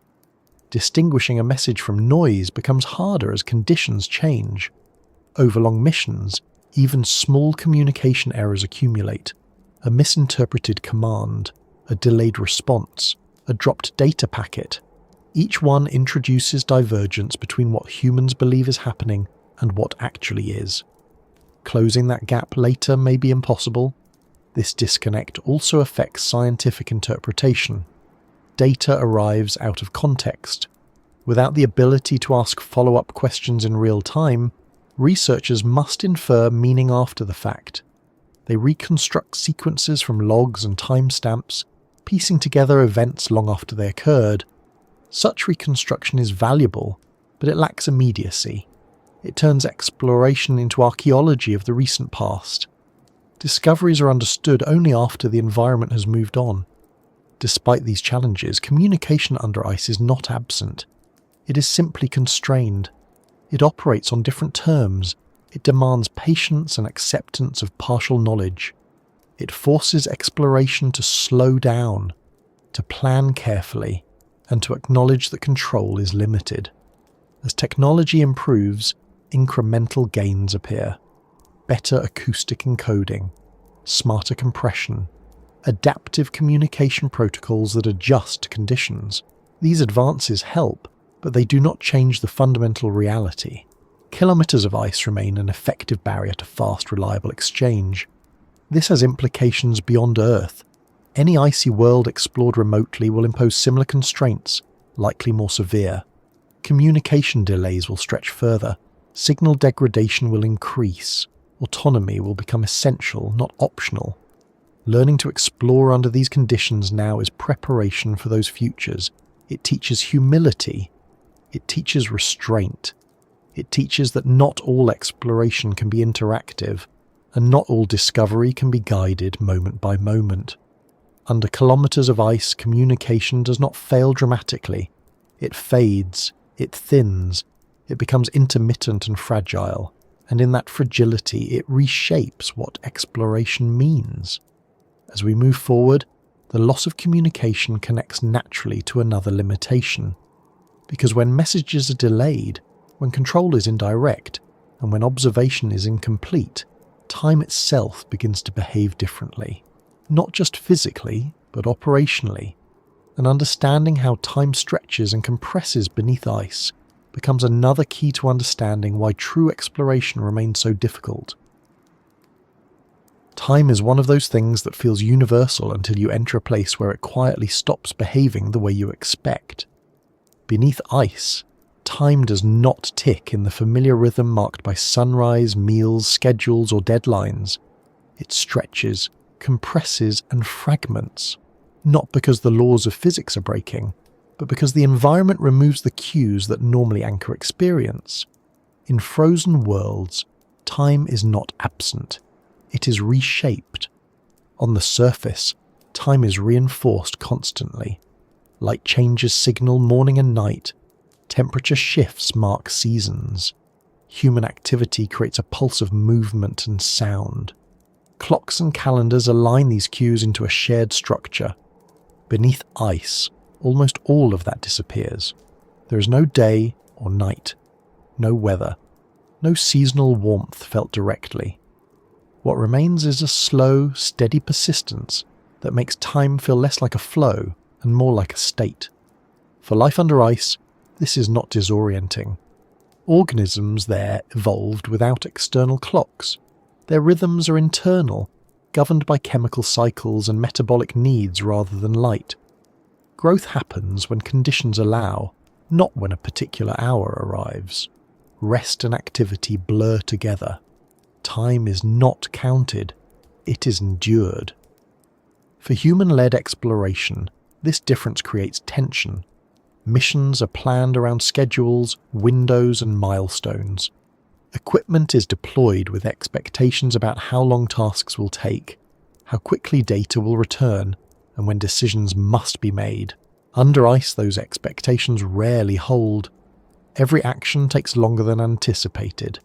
Drilling progresses slowly to avoid overheating and structural collapse. Descent rates are limited by pressure and communication delays. Movement beneath ice must be cautious, incremental, and constantly verified. A task that might take minutes in open water can stretch into hours or days beneath ice. Waiting becomes a defining feature.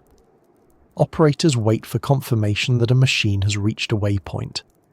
They wait for data packets to arrive through acoustic channels. They wait for conditions to stabilize after a disturbance. During these waits, nothing appears to happen, but time is still passing, resources are still being consumed, and opportunities may be slipping away unseen. This waiting changes perception. Long periods of apparent inactivity can make missions feel stagnant, even when progress is being made slowly. Conversely, sudden bursts of information can feel overwhelming, arriving all at once after extended silence. Time ceases to feel evenly distributed. It clusters. Machines experience time differently as well.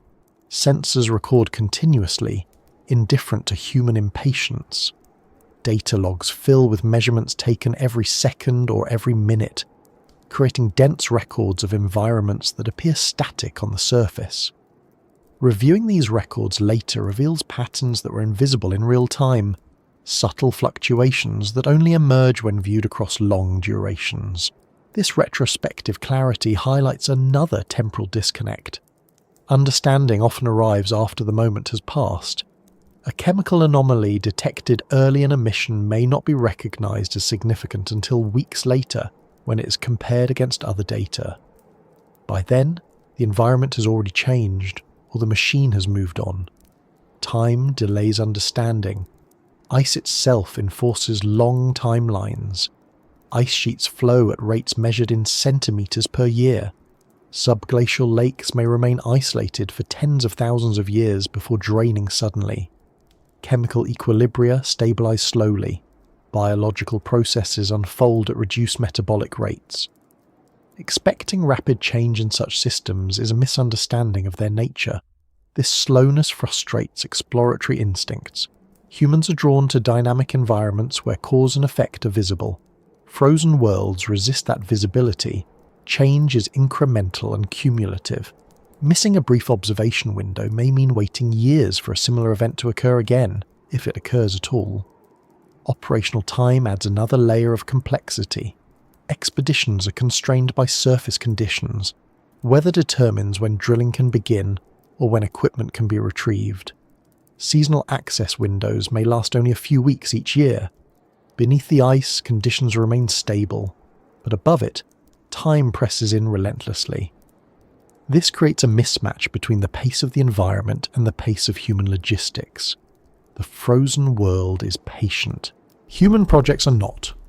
Funding cycles, staffing constraints, and equipment lifespans impose artificial deadlines.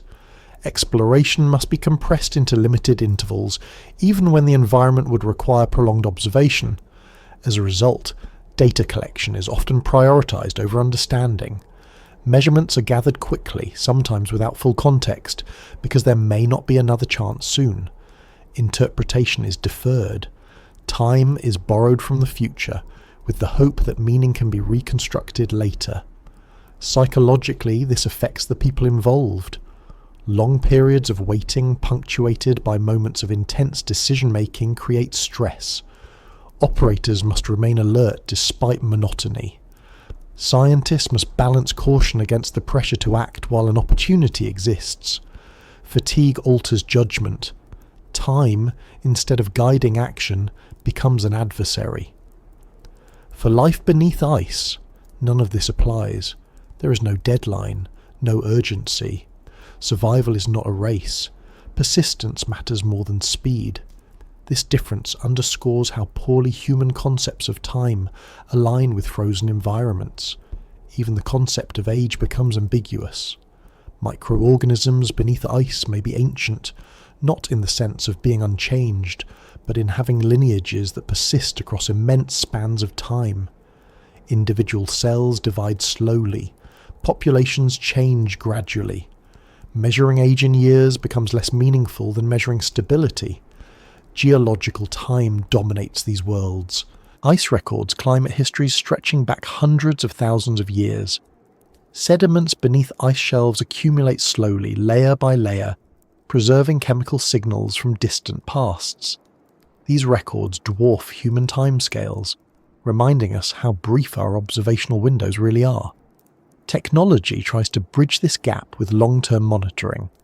Autonomous sensors left in place for years collect data continuously.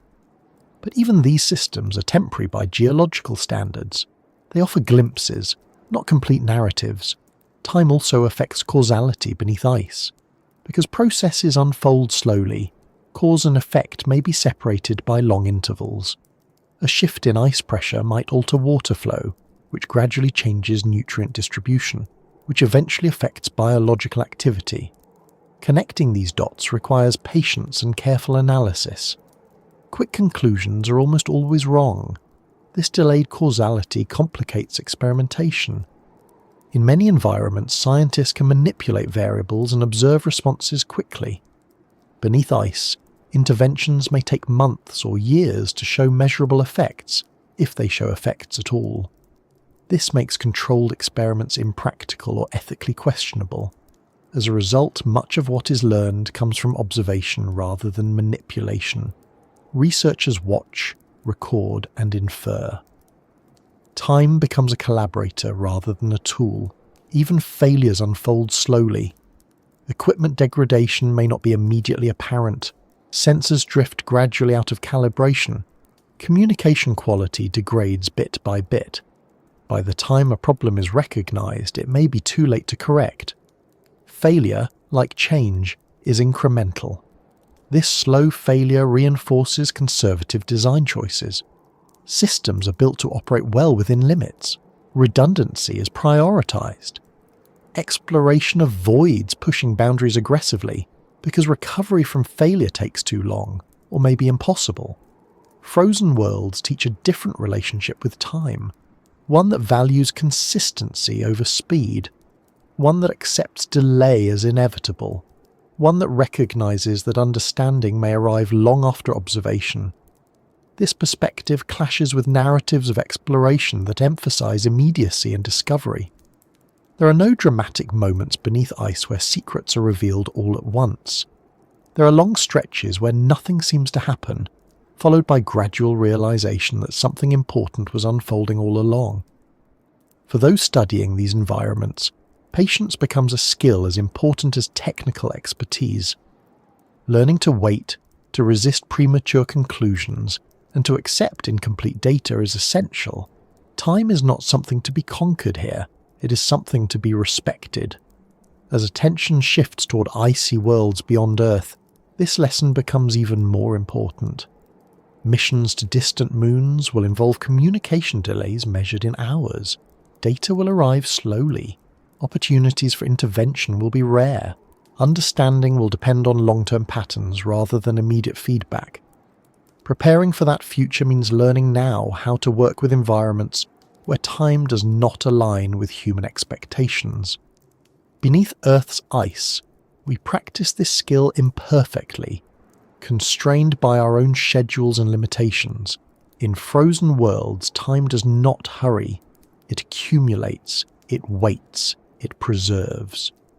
And for explorers accustomed to movement and progress, adapting to this different tempo may be one of the hardest adjustments of all. As we continue, this altered relationship with time leads naturally to another realization. In places where time stretches and feedback is delayed, life itself must adopt strategies that look strange to us. Survival becomes less about competition and more about endurance, and that endurance gives rise to forms of life that seem almost impossible, thriving quietly where conditions appear utterly hostile. Life beneath ice does not announce itself with abundance. It does not spread quickly, glow brightly, or reshape its surroundings in obvious ways. In fact, much of it appears to do the opposite. It hides in plain sight, blending into sediments, clinging to rock surfaces, drifting slowly through water that seems almost empty. And yet, despite conditions that feel profoundly inhospitable to us, life persists, not aggressively, not dramatically, but steadily, quietly, and with a kind of patience that challenges our assumptions about what survival even means. At first glance, these environments look like places where life should fail. There is no sunlight to power photosynthesis. Temperatures hover near freezing year-round. Pressure is immense. Nutrients are scarce. Energy arrives slowly and unpredictably. By surface standards, this combination would spell collapse. Ecosystems would thin out. Populations would crash. Yet beneath ice, life adapts to these constraints not by overcoming them, but by aligning with them. The key difference lies in expectations. Human intuition is shaped by environments where growth is rapid and competition is constant. We equate success with expansion, reproduction, and visible activity. Subglacial life operates under a different logic. Here, success means persistence, staying functional, maintaining integrity across long spans of time. Growth, when it occurs, is slow and deliberate. Most of the life discovered beneath ice is microbial.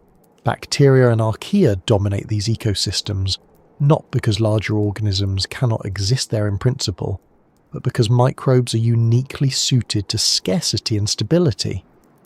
Their metabolic flexibility allows them to exploit energy sources that would be useless to more complex life. They do not need sunlight. They do not require abundant oxygen. Some do not even need organic matter produced by other organisms. Instead, many rely on chemical energy. They extract electrons from minerals, oxidize reduced compounds, or use hydrogen produced by interactions between water and rock. These processes release small amounts of energy, but they are consistent. Over long periods, consistency matters more than quantity. This mode of survival reshapes everything. Metabolism slows dramatically. Some organisms divide only once every few years. Others remain metabolically active but barely grow, existing in a state of maintenance rather than expansion. energy is allocated toward repair rather than reproduction. Damage control replaces growth as the primary objective. From a human perspective, this can look like dormancy. It is tempting to describe such life as barely alive. But that framing misses the point. These organisms are not waiting for better conditions. They are perfectly adapted to the conditions they inhabit. Their lives unfold on timelines that make sense only in stable, insulated environments. What makes this even more remarkable is that many of these ecosystems appear to have been isolated for immense periods of time. Some subglacial lakes have likely been sealed beneath ice for hundreds of thousands of years. During that time, life persisted without input from the surface. No seasonal nutrients, no fresh influx of organic material, just slow recycling and chemical equilibrium. This isolation challenges assumptions about resilience. Surface ecosystems are often described as fragile, dependent on delicate balances. Beneath ice, fragility takes a different form. Stability is the defining feature. Disruption, rather than scarcity, poses the greatest threat. Introducing new organisms, altering chemistry, or changing temperature can destabilize systems that have persisted unchanged for longer than human civilization has existed. That persistence does not imply simplicity. Subglacial ecosystems can be chemically and biologically complex. Multiple metabolic pathways coexist. Waste products from one process become inputs for another. Energy flows through networks of reactions rather than food chains. These systems are tightly coupled, finely balanced, and difficult to disentangle. Understanding them is further complicated by their subtlety. There are no large populations to count, no obvious behaviours to observe. Evidence of life often appears as faint chemical signatures, trace gases, or genetic fragments recovered from samples. Interpretation requires caution. A signal may represent active metabolism, residual activity from the past, or slow decay. Distinguishing between these possibilities is rarely straightforward. Life beneath ice also challenges assumptions about adaptability. Many of these organisms are not generalists capable of surviving anywhere. They are specialists, highly tuned to narrow ranges of temperature, pressure, and chemistry. Their success depends on conditions remaining within those ranges. They thrive because their environment is stable, not because they are resilient to change.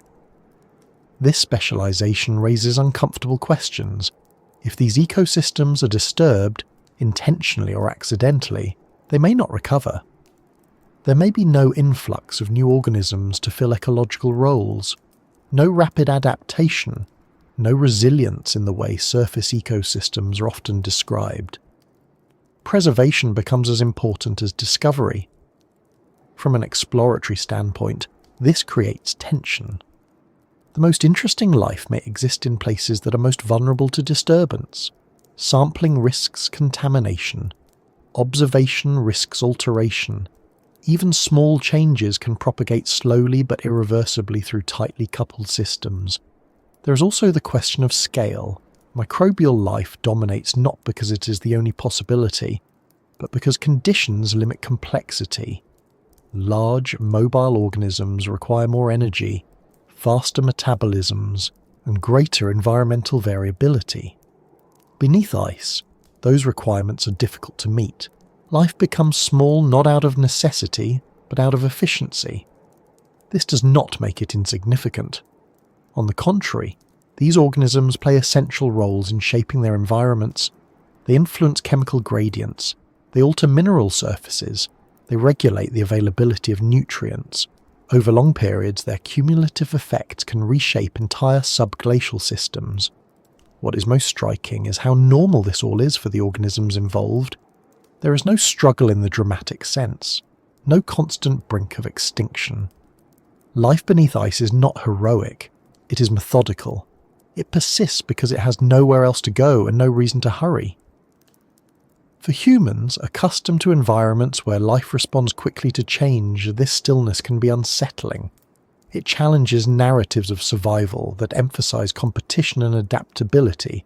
It suggests that endurance, not innovation, may be the more common strategy in stable, extreme environments. These insights extend beyond Earth. Icy worlds elsewhere may host similar ecosystems, isolated, slow, and chemically driven.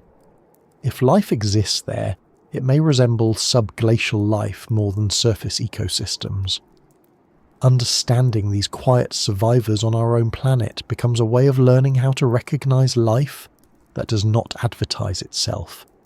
Yet recognizing it is only part of the challenge. Truly understanding it requires context. It requires knowing not just that life exists, but how it interacts, how it changes, and how it responds to disturbance. And that brings us back to one of the most persistent limitations of subglacial exploration. Because even when life is detected, even when its chemical fingerprints are unmistakable, the story remains incomplete. Samples tell us that something survives. They rarely tell us how. And as we move forward, it becomes clear that the way we collect evidence may be shaping what we believe we understand. A sample feels reassuring. It is tangible. It can be held, measured, catalogued, and revisited. It travels from an inaccessible place into a laboratory where conditions are controlled and familiar. For exploration beneath ice, samples often feel like the closest thing to certainty we can obtain. A core of ice, a vial of water, a smear of sediment, proof that something exists where direct presence is impossible. And yet, samples carry a quiet deception. They suggest completeness where there is only fragment. The moment a sample is taken, context begins to dissolve. The environment it came from is reduced to a point in space and a moment in time. Temperature, pressure, flow, and spatial relationships collapse into a static object. What was once part of a dynamic system becomes isolated, removed from the interactions that gave it meaning. This is not a flaw in sampling as a method. It is an inherent limitation. Under ice, this limitation becomes especially pronounced. Subglacial environments are defined less by what exists at any single location, and more by gradients, connections, and slow exchanges. Chemical concentrations change gradually across distances. Pressure varies subtly. Water moves along paths that may shift over years. Life responds to these gradients, not to fixed points. A sample captures a point. When a water sample is extracted, it contains dissolved gases, organic molecules, and microorganisms. In the laboratory, these components can be identified with remarkable precision. Genomes can be sequenced, metabolic pathways inferred, chemical reactions reconstructed. This level of detail is powerful, but it is also misleading if taken alone. It tells us what was present, not how it was functioning within the larger system. Consider microbial life detected in a subglacial lake. A sample may reveal DNA from multiple species. From this, scientists can infer potential metabolic networks. But DNA persists after cells die. Some organisms detected may no longer be active. Others may be present in numbers too small to influence the environment meaningfully. Without spatial context, it is difficult to know which organisms matter most. Activity is especially hard to infer from samples. Metabolism leaves chemical traces, but those traces accumulate slowly and disperse unevenly. A chemical signature may represent ongoing processes or the residue of something that happened long ago. Distinguishing between these possibilities requires assumptions about rates and fluxes that are rarely well constrained. Pressure presents another complication. Samples brought to the surface experience dramatic pressure changes. Even when handled carefully, decompression alters physical and chemical equilibria. Gases come out of solution. Cell membranes experience stress. Enzymes change conformation. Some organisms survive these changes, others do not. The sample that arrives in the lab is already different from what existed beneath the ice. Temperature changes compound this problem. Subglacial environments remain near freezing, often at stable temperatures for millennia. During retrieval, samples may warm slightly or freeze further. Both scenarios alter chemical reactions. Even brief temperature fluctuations can trigger phase changes, precipitation, or biological responses that would never occur in situ. Time continues to work against context once a sample is removed. Transport takes hours or days. Storage introduces new variables. Laboratory preparation exposes samples to light, oxygen, and mechanical agitation. Each step subtly reshapes what is being studied. Protocols minimize these effects, but they cannot eliminate them entirely. Spatial relationships are perhaps the greatest loss. In living systems, proximity matters. Microorganisms interact with surfaces, with each other, and with chemical gradients. Biofilms form structured communities. Nutrients diffuse unevenly. A sample homogenizes these relationships. Sediment is mixed. Water is stirred. Structure collapses into suspension. This homogenization obscures interactions that may be critical to understanding how life persists. An organism that thrives only near a specific mineral surface may appear insignificant when mixed into bulk water. A metabolic partnership between species may be invisible once separated. Sampling flattens complexity. Scale also matters. Subglacial ecosystems may vary dramatically over small distances. One pocket of water may be chemically distinct from another only meters away. A single sample cannot represent an entire system. Multiple samples help, but logistical constraints limit how many can be taken. Researchers must choose locations based on incomplete information, accepting that much remains unsampled. There is also the problem of disturbance. Sampling alters the environment. Drilling introduces heat. Fluids used to maintain boreholes can contaminate systems despite careful sterilization. Pressure changes propagate. Even if contamination is avoided, the physical act of sampling disrupts local conditions. Subsequent samples may not reflect original states. Because of this, samples often tell stories that are partially true. They provide evidence of possibility rather than certainty. They show that life can exist under ice, that certain chemical processes occur, that specific organisms are present. What they cannot show is how stable these processes are, how they respond to change, or how representative they are of the broader environment. This limitation influences how conclusions are framed. Scientific papers rely on careful language, emphasizing inference and uncertainty. Findings are contextualized within models rather than direct observation.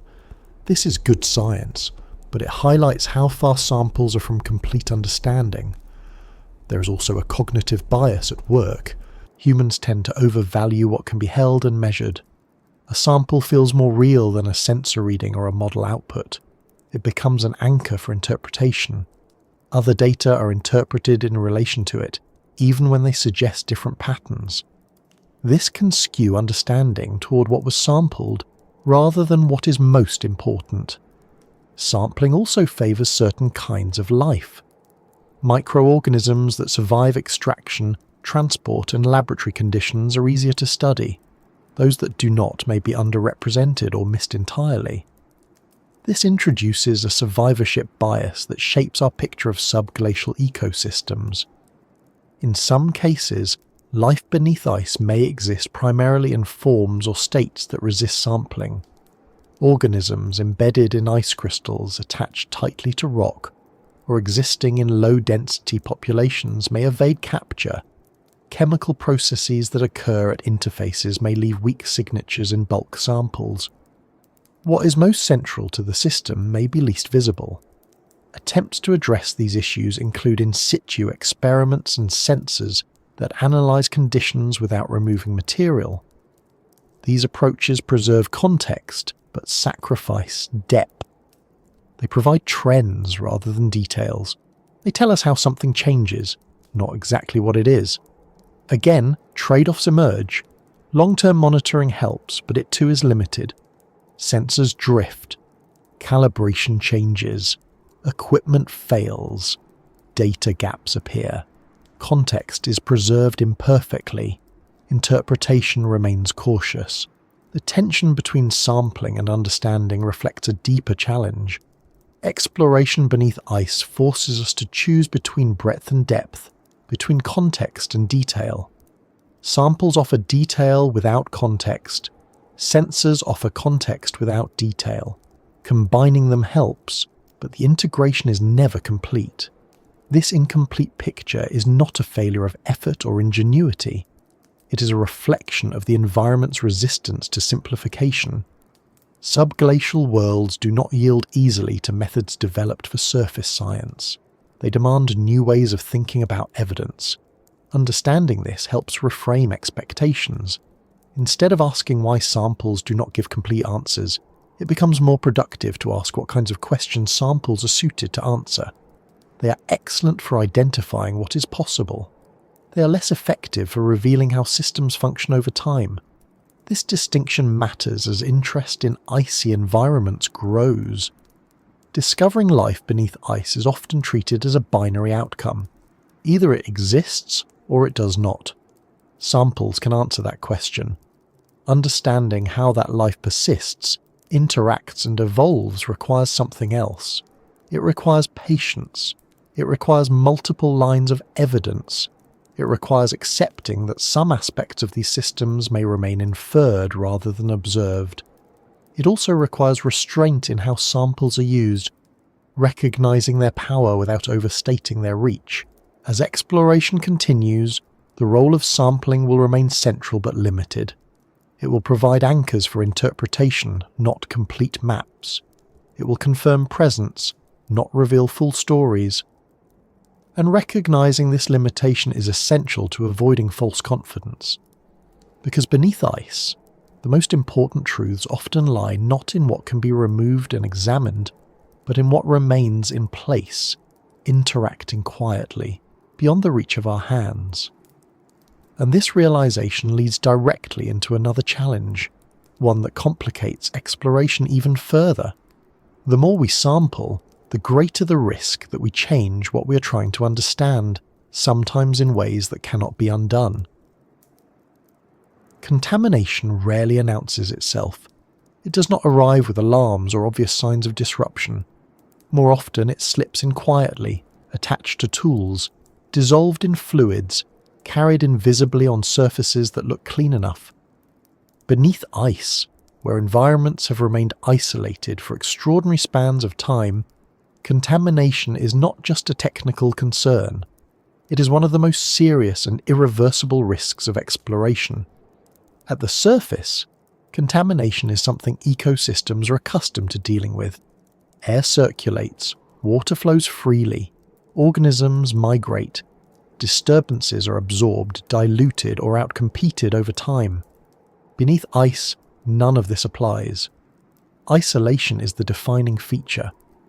Many subglacial systems have been sealed off from the surface since long before humans existed. Their stability depends on that separation. Once it is broken, there is no natural mechanism to restore it. Every attempt to explore beneath ice introduces a pathway from the surface to the subsurface. Drill holes pierce barriers that formed gradually over millennia. Meltwater carries heat and dissolved substances downward. Equipment follows, bringing with it traces of the environments it passed through.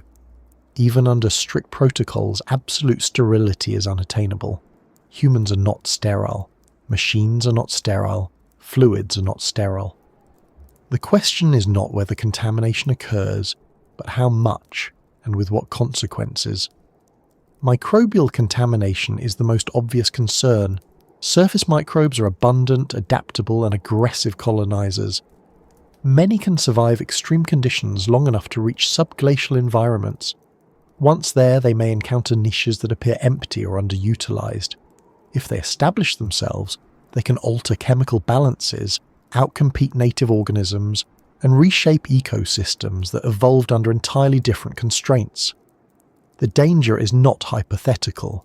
Studies have shown that even carefully sterilized equipment can carry microbial life into extreme environments. Some microbes are remarkably resilient. They survive freezing, desiccation, radiation, and nutrient scarcity. They do not need favorable conditions immediately. They wait. When conditions allow, they act. Contamination does not have to involve living organisms to cause damage. Chemical contamination can be just as disruptive. Drilling fluids, lubricants, and trace compounds from equipment introduce substances that were never part of the original system. These chemicals can alter pH, redox conditions, or nutrient availability. In tightly balanced environments, even small changes can have outsized effects. Heat is another form of contamination that is often overlooked. Drilling generates warmth. Electronics emit heat. Warm water introduced into boreholes can change local temperature profiles. In subglacial environments where temperature stability is the norm, these changes matter. They can trigger melting, alter water flow, and change chemical reaction rates. Once initiated, such changes may persist long after the exploration effort ends. The most troubling aspect of contamination beneath ice is its silence. There may be no immediate signs that anything has gone wrong. Native organisms may not react visibly. Chemical changes may unfold slowly. By the time effects become detectable, the original state may be unrecoverable. Researchers may not even realize that what they are observing is no longer representative of the untouched system. This creates a paradox. The more we explore, the greater the risk that what we are studying becomes a product of our own interference. Data collected after contamination may reflect altered conditions rather than natural ones. Conclusions drawn from such data risk being fundamentally flawed. Because of this, contamination control is treated with extreme seriousness in subglacial research. Equipment is sterilized using heat, chemicals, and radiation. Fluids are filtered and treated. Protocols are designed to minimize contact and disturbance. But these measures increase complexity, cost, and logistical difficulty. Perfect compliance is difficult to maintain under harsh field conditions. Even when protocols are followed meticulously, uncertainty remains. Sterilization effectiveness varies. Environmental conditions differ. Unexpected interactions occur. Researchers must accept that zero contamination is an ideal, not a guarantee. This uncertainty influences decision-making. Some sites are deemed too sensitive to explore directly. Others are approached cautiously, with limited intervention. In some cases, researchers choose not to sample at all, relying instead on remote sensing and indirect measurements. Knowledge is sacrificed to preservation. These choices are not always popular. Exploration carries cultural expectations of discovery and access. Choosing restraint can feel unsatisfying, even frustrating.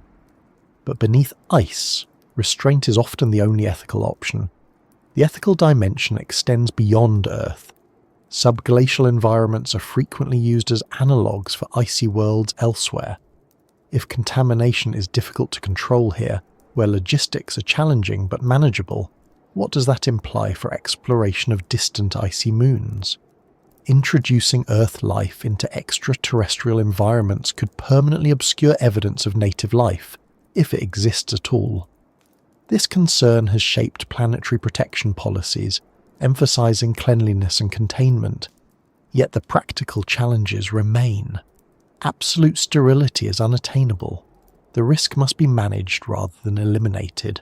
That management requires clear priorities and acceptance of limitations. Silent damage is not limited to biology and chemistry.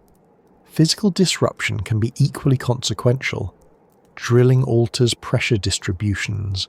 Removing material changes stress balances. Opening pathways allows water to flow where it did not before.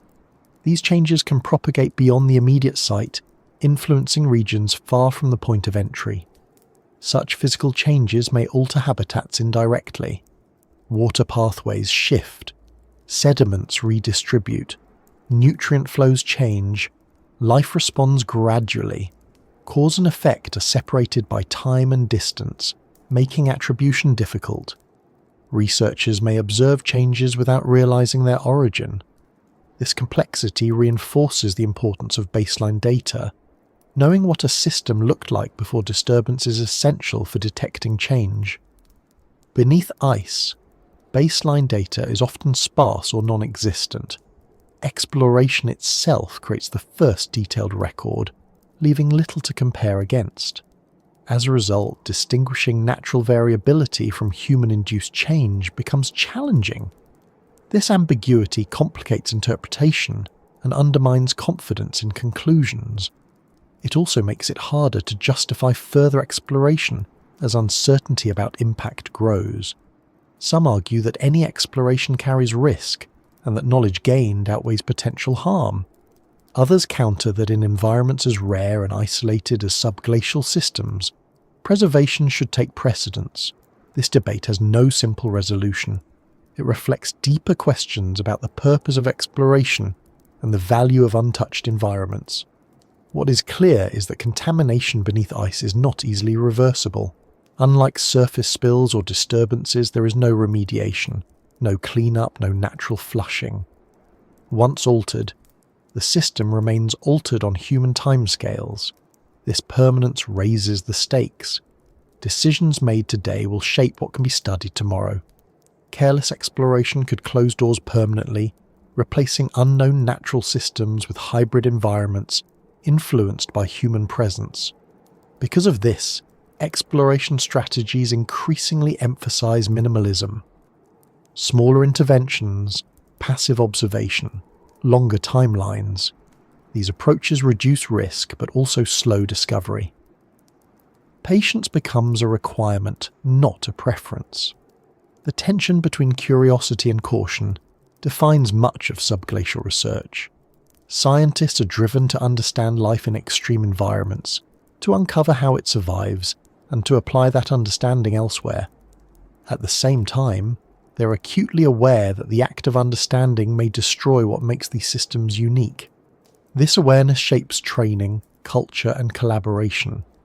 Teams include specialists in microbiology, chemistry, engineering, and ethics.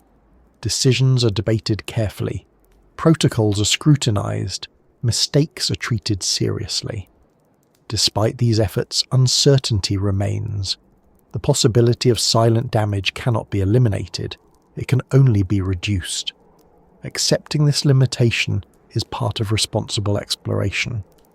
As we continue forward, this risk intersects with another challenge. Even if contamination is minimized and damage avoided, the environments beneath ice are not static museums. They change on their own terms. Interpreting what is observed requires understanding not just what we introduce, but what the system itself is doing over time. And that brings us back to the difficulty of learning from places that evolve slowly, quietly, and largely beyond our reach. Antarctica is often described as a laboratory, but that word can be misleading. Laboratories are places of control, repeatability, and access. Antarctica offers none of these.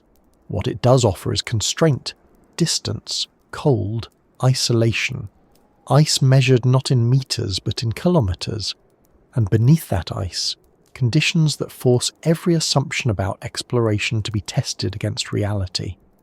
Everything we know about life beneath ice comes, in some way, from hard-earned lessons learned there. Not from dramatic breakthroughs, but from slow progress shaped by failure, revision, and restraint. Antarctica has not taught us how to explore freely under ice. It has taught us why we cannot. One of the earliest lessons is logistical rather than scientific. Simply reaching deep ice environments requires extraordinary effort. Transporting people, equipment, fuel and supplies across vast frozen distances depends on narrow weather windows and fragile infrastructure. A storm can halt operations for days. A mechanical failure can end an entire season. Every action is expensive, slow, and difficult to repeat. This scarcity of opportunity shapes research design. Experiments must be planned years in advance. Equipment must work the first time. There is little room for trial and error. This pressure favours conservative choices over experimental ones, even when more ambitious approaches might yield richer data. Drilling projects in Antarctica illustrate this clearly. Creating a borehole through kilometres of ice is not just an engineering challenge. It is a negotiation with the ice itself. Drill speed must be controlled to avoid overheating. Fluids must prevent refreezing while minimizing contamination. Ice movement must be anticipated, even though it cannot be fully predicted. Every meter downward introduces new variables. Projects that succeeded did so because they accepted limits. They drilled slowly. They paused often. They prioritized cleanliness and control over speed. In some cases, years of planning yielded only a few days of direct access to subglacial environments. Those days had to count. From these efforts came some of the first direct evidence that liquid water and life could exist beneath thick ice. Subglacial lakes were confirmed, microbial life was detected, chemical processes independent of sunlight were identified. These findings were profound, but they also highlighted how partial our view remained. What Antarctica revealed almost immediately was that access does not equal understanding. Sampling a lake once does not reveal how it functions over time. Measuring chemistry at a single point does not map an entire system. The ice hides complexity far beyond what brief encounters can capture. Another lesson came from unexpected variability.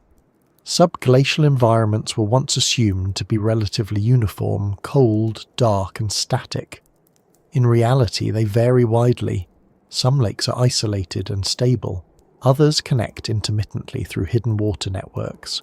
Some regions show signs of active water flow. Others appear nearly stagnant.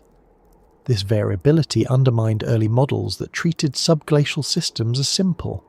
It became clear that ice sheets interact dynamically with what lies beneath them. Pressure changes, geothermal heat, and ice movement all influence water distribution. These processes occur slowly, but their effects are significant. Antarctica also taught researchers that ice preserves history unevenly. Ice cores provide detailed records of past climates, but interpreting them requires care. Layers compress, gases diffuse, chemical signals blur over time. What appears as a clean record is often the result of complex post-depositional processes. This insight carries over to biological interpretation. Life beneath ice does not exist in isolation from geological and chemical history. Present-day conditions reflect cumulative changes over long periods. Understanding life there requires understanding ice dynamics, geothermal inputs, and sediment interactions, not just biology. One of the most sobering lessons came from contamination concerns. Early drilling efforts highlighted how difficult it is to prevent surface influence from reaching subglacial environments. Even well-intentioned methods introduced uncertainty. This led to stricter protocols and in some cases to decisions not to drill at all. Antarctica forced a re-evaluation of what responsible exploration looks like. It demonstrated that some environments may be too sensitive or too valuable to justify invasive study with current technology. Preservation became an explicit goal rather than an implicit assumption. Another lesson involved patience. Many discoveries did not emerge during field seasons but years later, during data analysis. Patterns only became apparent when data sets were combined, re-examined, and contextualized. The pace of understanding lagged far behind the pace of data collection. This delay challenged traditional narratives of exploration. There were no moments of immediate revelation. Progress was incremental. Hypotheses were revised repeatedly. Confidence grew slowly. Antarctica rewarded persistence, not urgency. Human factors played a role as well.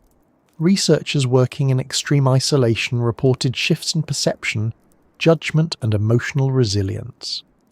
Even with modern communication, the sense of remoteness was profound. This highlighted how human psychology becomes a limiting factor in prolonged engagement with frozen environments. Machines faced their own limits.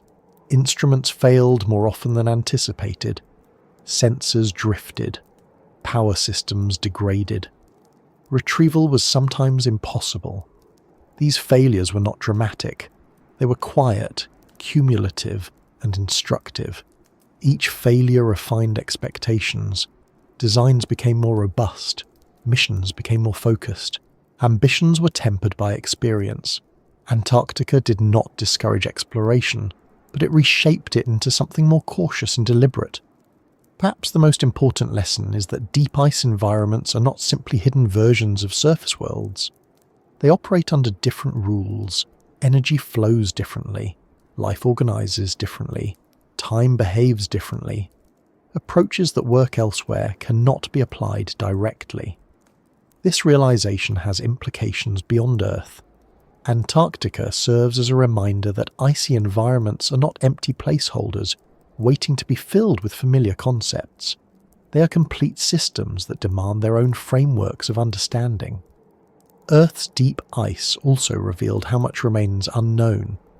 Vast regions beneath ice sheets are still unmapped. Water networks are inferred rather than observed. Biological diversity is likely underestimated. Even basic questions about scale and connectivity remain open. This uncertainty is not a failure of effort. It is a reflection of the environment's resistance to simplification. Antarctica teaches humility by demonstrating that some places reveal themselves only partially, no matter how advanced the tools become. Another lesson concerns the value of indirect evidence. Radar surveys, gravity measurements, and seismic studies provided insights that direct access could not. These methods preserved context while revealing structure. They showed that sometimes stepping back yields more understanding than pushing forward. Collaboration emerged as essential. No single discipline could address the complexity of subglacial systems. Glaciologists, microbiologists, chemists, engineers, and modelers had to work together. Antarctica blurred traditional boundaries between fields. This collaborative approach slowed decision-making but improved outcomes. Assumptions were challenged, risks were debated, methods were refined. The resulting science was more cautious but also more robust. Antarctica also exposed the limits of analogy. Early comparisons between subglacial lakes and surface lakes proved inadequate. Physical similarities masked fundamental differences in energy input, isolation, and timescale. Each environment required its own conceptual model. Over time, researchers learned to resist the urge to oversimplify. They accepted that some questions might remain unanswered for decades.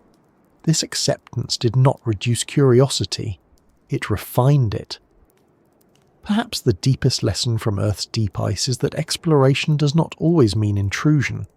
Observation can be passive. Understanding can be indirect. Respecting an environment's constraints can be a form of engagement rather than avoidance.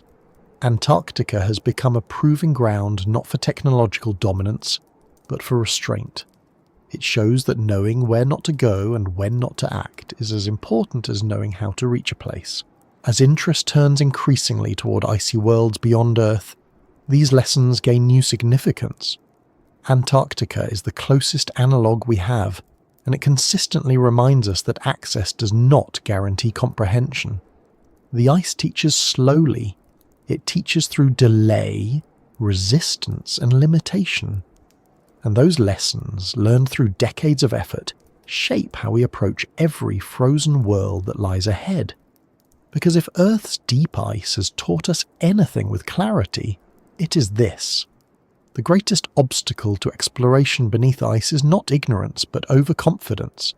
And the path forward is not faster, brighter, or louder, but quieter, slower, and far more careful. When we talk about frozen oceans beyond Earth, the phrase sounds distant and speculative, as if it belongs more to science fiction than to the careful lessons learned beneath our own ice. But these worlds are not abstract ideas. They are real places, with mass, gravity, chemistry, and history. And what makes them especially unsettling is not how alien they are, but how familiar their constraints have become. The moment scientists realized that ice could hide liquid water rather than eliminate it, the universe changed shape. Ice was no longer a sign of lifelessness. It became a covering, a lid, a barrier that might preserve rather than destroy. And suddenly, some of the most promising places to look for life were not warm, sunlit planets, but cold moons wrapped in frozen shells. Among the most discussed is Europa, a moon of Jupiter that looks, at first glance, like a cracked marble. Its surface is a web of fractures, ridges and scars shaped by immense tidal forces. Beneath that surface, evidence strongly suggests a global ocean of liquid water, kept warm not by sunlight, but by gravitational stress. Europa is not frozen solid. It is flexed, kneaded and heated from the inside. Another is Enceladus, smaller, quieter, and yet more dramatic in some ways. Jets of water vapour and ice erupt from cracks near its south pole, spraying material into space. These plumes tell us something extraordinary. There is liquid water below. There is heat. There are chemical ingredients that, on Earth, support life. And all of this exists under a shell of ice. Then there is Ganymede, the largest moon in the solar system, with evidence suggesting not just one ocean, but multiple layers of water and ice stacked like a cosmic layer cake. And Titan, where ice replaces rock, and liquids flow on the surface, though not water, hinting at chemistry that operates under rules very different from our own. These frozen oceans force us to confront a difficult truth. If life exists beyond Earth, it may be hidden in places where direct exploration is nearly impossible. And everything we struggle with beneath Earth's ice becomes magnified when distance, communication delay, and planetary protection enter the picture. On Earth, we can eventually retrieve equipment. We can repair systems. We can send people back. Beyond Earth, none of that is guaranteed. A probe sent to an icy moon is not an expedition. It is a one-way conversation conducted over years, sometimes decades, with long pauses and no chance for correction. The ice shells of these worlds are not thin. Estimates suggest they may be tens of kilometers thick, perhaps more. That thickness is not a design flaw. It is part of what makes these oceans stable. The ice shields liquid water from radiation, preserves chemical gradients, and limits exchange with the hostile vacuum of space. From the perspective of potential life, the ice is protection. From the perspective of exploration, it is a wall. Drilling through kilometers of ice on Earth is already at the edge of what we can manage, even with massive logistical support. Doing so on another world, with limited power, limited mass, and no possibility of human intervention, pushes the challenge into a different category entirely. Every kilogram matters, every watt matters, every assumption must survive years of transit and extreme conditions, and even if access could be achieved, all the problems already discussed would remain. Darkness would be absolute, pressure would be extreme, communication would be delayed by minutes or hours depending on distance, autonomy would not be optional, it would be the only way anything could function at all. The lessons from Earth's deep ice are sobering in this context. We struggle to interpret samples, we struggle to avoid contamination, we struggle to maintain context, we struggle to understand slow, subtle systems with brief disruptive visits. Those struggles do not disappear beyond Earth, they intensify. Planetary protection adds another layer of constraint. Introducing Earth microbes into a potentially habitable alien ocean would be more than a scientific failure. It would permanently compromise the very question we are trying to answer. Did life arise there independently, or did we bring it with us? Once contamination occurs, that distinction may never be recoverable. This means that exploration strategies for frozen oceans beyond Earth must be even more conservative than those used in Antarctica. Sterilization standards must be higher. Interventions must be fewer. Observation may need to be indirect for much longer than we're comfortable with. Some proposed missions avoid the ice entirely, focusing instead on analysing material ejected naturally into space, as with Enceladus's plumes. This approach minimises disturbance and avoids drilling, but it comes with trade-offs. Ejected material may not represent the full ocean. It may be chemically altered during eruption. Context is lost. Again, samples tell only part of the story. Other concepts imagine melting probes that slowly descend through ice, refreezing behind them, carrying instruments downward like seeds. These ideas are elegant, but they raise difficult questions. How is communication maintained? How is contamination prevented along the melt path? How is data returned? And what happens if something goes wrong halfway down? The deeper question is not whether we can eventually reach these oceans. It is whether reaching them guarantees understanding. Earth's ice has already shown us that access and comprehension are not the same thing. Frozen oceans beyond Earth likely host environments even more stable and isolated than those beneath Antarctica. If life exists there, it may be slower, quieter, and more chemically driven than anything we are used to. It may leave faint signatures rather than obvious ones. Recognizing it will require patience and humility. There is also the possibility that these oceans are lifeless, not because they lack water or chemistry, but because life never gained a foothold.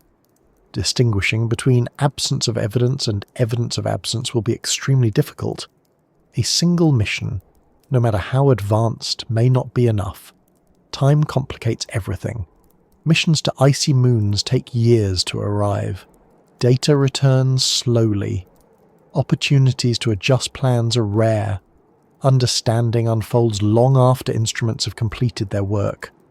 By the time we realize what we should have looked for, the chance may already be gone. This reality forces a shift in expectations. Exploration of frozen oceans beyond Earth will not resemble exploration as it is often imagined. There will be no rapid discoveries, no clear answers delivered quickly. Progress will be incremental, debated, and uncertain. In this sense, Earth's deep ice serves as both a warning and a guide. It shows us that life can persist under conditions once thought impossible. It also shows us how easily our methods can mislead us, how much context matters, and how difficult it is to observe without altering.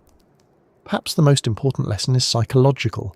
Frozen oceans beyond Earth invite projection. We want them to be alive. We want discovery. But wanting does not make interpretation easier. It makes it more dangerous. Overconfidence becomes the enemy of understanding.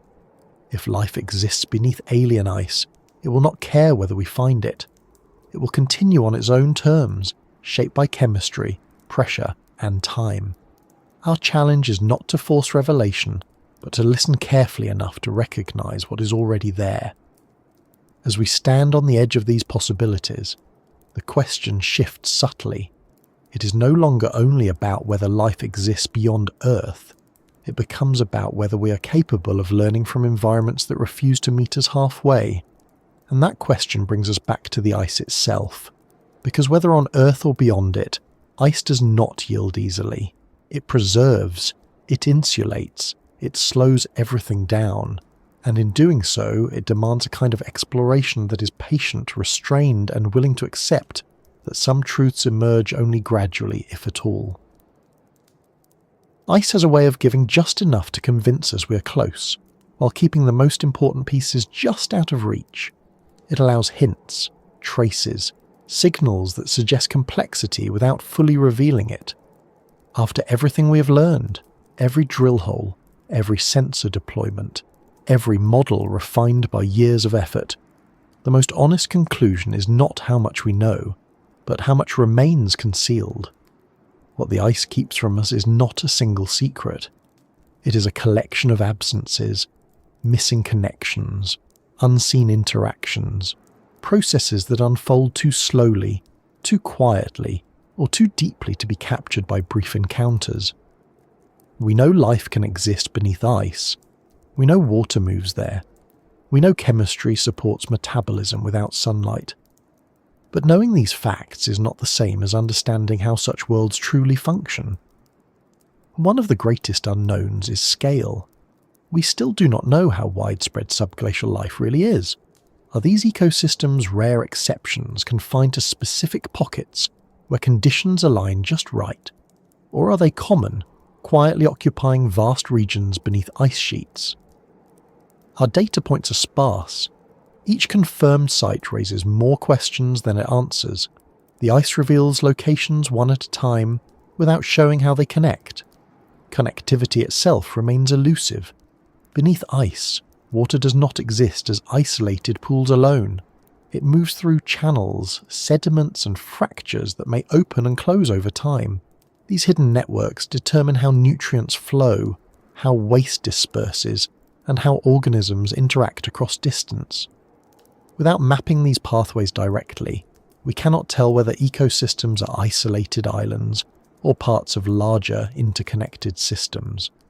The ice also keeps history obscured. We see present conditions through samples and sensors, but we struggle to reconstruct how these environments arrived at their current state. How long has life persisted beneath the ice? Did it survive multiple glacial cycles? Did it adapt gradually, or did it arrive already suited to these conditions? Ice preserves records unevenly. Some clues remain locked in layers we have not reached, or in sediments we cannot sample without disruption. Evolution beneath ice is another unresolved mystery. In stable, isolated environments, evolutionary pressures differ from those on the surface. Change may be slow. Genetic drift may dominate over selection. Novel traits may arise not to exploit new opportunities, but to reduce energy loss. Without long-term observation, we cannot trace these evolutionary paths with confidence. Behaviour is almost entirely hidden. We infer activity from chemistry, not observation. We do not see organisms interacting, responding, or adapting in real time. We do not know how they respond to gradual environmental change, only that they persist. Behaviour is one of the hardest things to extract from indirect evidence, and beneath ice, it remains largely speculative. The ice also conceals thresholds. We do not know how close some systems may be to change. A slight shift in temperature, a small alteration in pressure, a new connection opening briefly. These could transform conditions in ways that are invisible until they occur. Because our presence is intermittent, we may miss these transitions entirely, arriving before or after the most informative moments. There is also the question of diversity. Genetic analyses suggest that subglacial ecosystems may be more diverse than once assumed. But diversity is unevenly distributed. Rare organisms may play outsized roles. Some species may exist at the edge of detection, influencing chemistry without leaving strong genetic signatures. Our methods favour what is abundant or resilient, not necessarily what is important. Perhaps most frustrating is the gap between observation and explanation. We can measure conditions with increasing precision. We can detect ever fainter signals. But explanation requires integration across scales and disciplines. It requires linking ice dynamics to chemistry, chemistry to biology, biology to geology, and all of it to time. Each link introduces uncertainty. The ice resists being reduced to a single narrative. There is also an emotional aspect to what remains hidden. Exploration carries an expectation of revelation, of arriving somewhere and finally seeing clearly. Beneath ice, clarity rarely arrives in that form. Instead, understanding accumulates quietly, through years of incremental progress. This can feel unsatisfying, especially when compared to more visually dramatic discoveries elsewhere. The ice keeps from us a sense of immediacy. There are no sweeping vistas, no moments where everything suddenly makes sense. Instead, there are fragments that must be assembled patiently, knowing that some pieces will always be missing. It also keeps from us the comfort of certainty. Beneath ice, conclusions are provisional. Models are revised repeatedly. Confidence grows slowly and remains cautious. This is not weakness, it is accuracy. But it clashes with the desire for definitive answers. What the ice withholds most persistently is context. We see parts, not wholes. We detect signals without always knowing their source. We observe outcomes without witnessing processes. Context is what allows meaning to emerge naturally. And beneath ice, context is the hardest thing to preserve. And yet, this withholding is not malicious. Ice does not hide out of spite. It hides by existing under conditions that favour insulation, stability, and separation. The same qualities that make these environments scientifically valuable also make them resistant to exploration. There is a temptation to frame this resistance as a challenge to overcome, a problem waiting for better tools. But Earth's deep ice has already taught us that better tools alone are not enough. More access does not automatically produce better understanding. In some cases, it produces more confusion. What remains hidden may not be something we are meant to uncover quickly, or at all. Some systems may only reveal their nature through long-term observation that spans generations of researchers. Others may remain partially unknowable, not because we lack intelligence, but because the environment does not accommodate the kind of interaction we rely on. This realization does not diminish the value of exploration. It reshapes it. It suggests that success beneath ice is not measured by how much we extract, but by how carefully we observe, how well we preserve, and how honestly we acknowledge uncertainty. As we look toward frozen worlds beyond Earth, this perspective becomes essential. The ice there will keep even more from us. Distance will amplify every limitation. Time delays will stretch further. Intervention will be riskier. If we approach those worlds expecting clear answers, we will be disappointed. If we approach them prepared to listen patiently, we may learn something deeper. What the ice is still keeping from us is not just information. It is a lesson in restraint, in humility, in learning to accept that some environments do not exist to be fully understood on our terms. And perhaps that is the final insight the ice offers. That knowledge does not always arrive through conquest or access. Sometimes it emerges through careful attention, through respect for boundaries, and through the willingness to leave some questions open. The ice remains. It moves slowly. It presses down quietly. Beneath it, life continues in ways that do not depend on being seen or explained.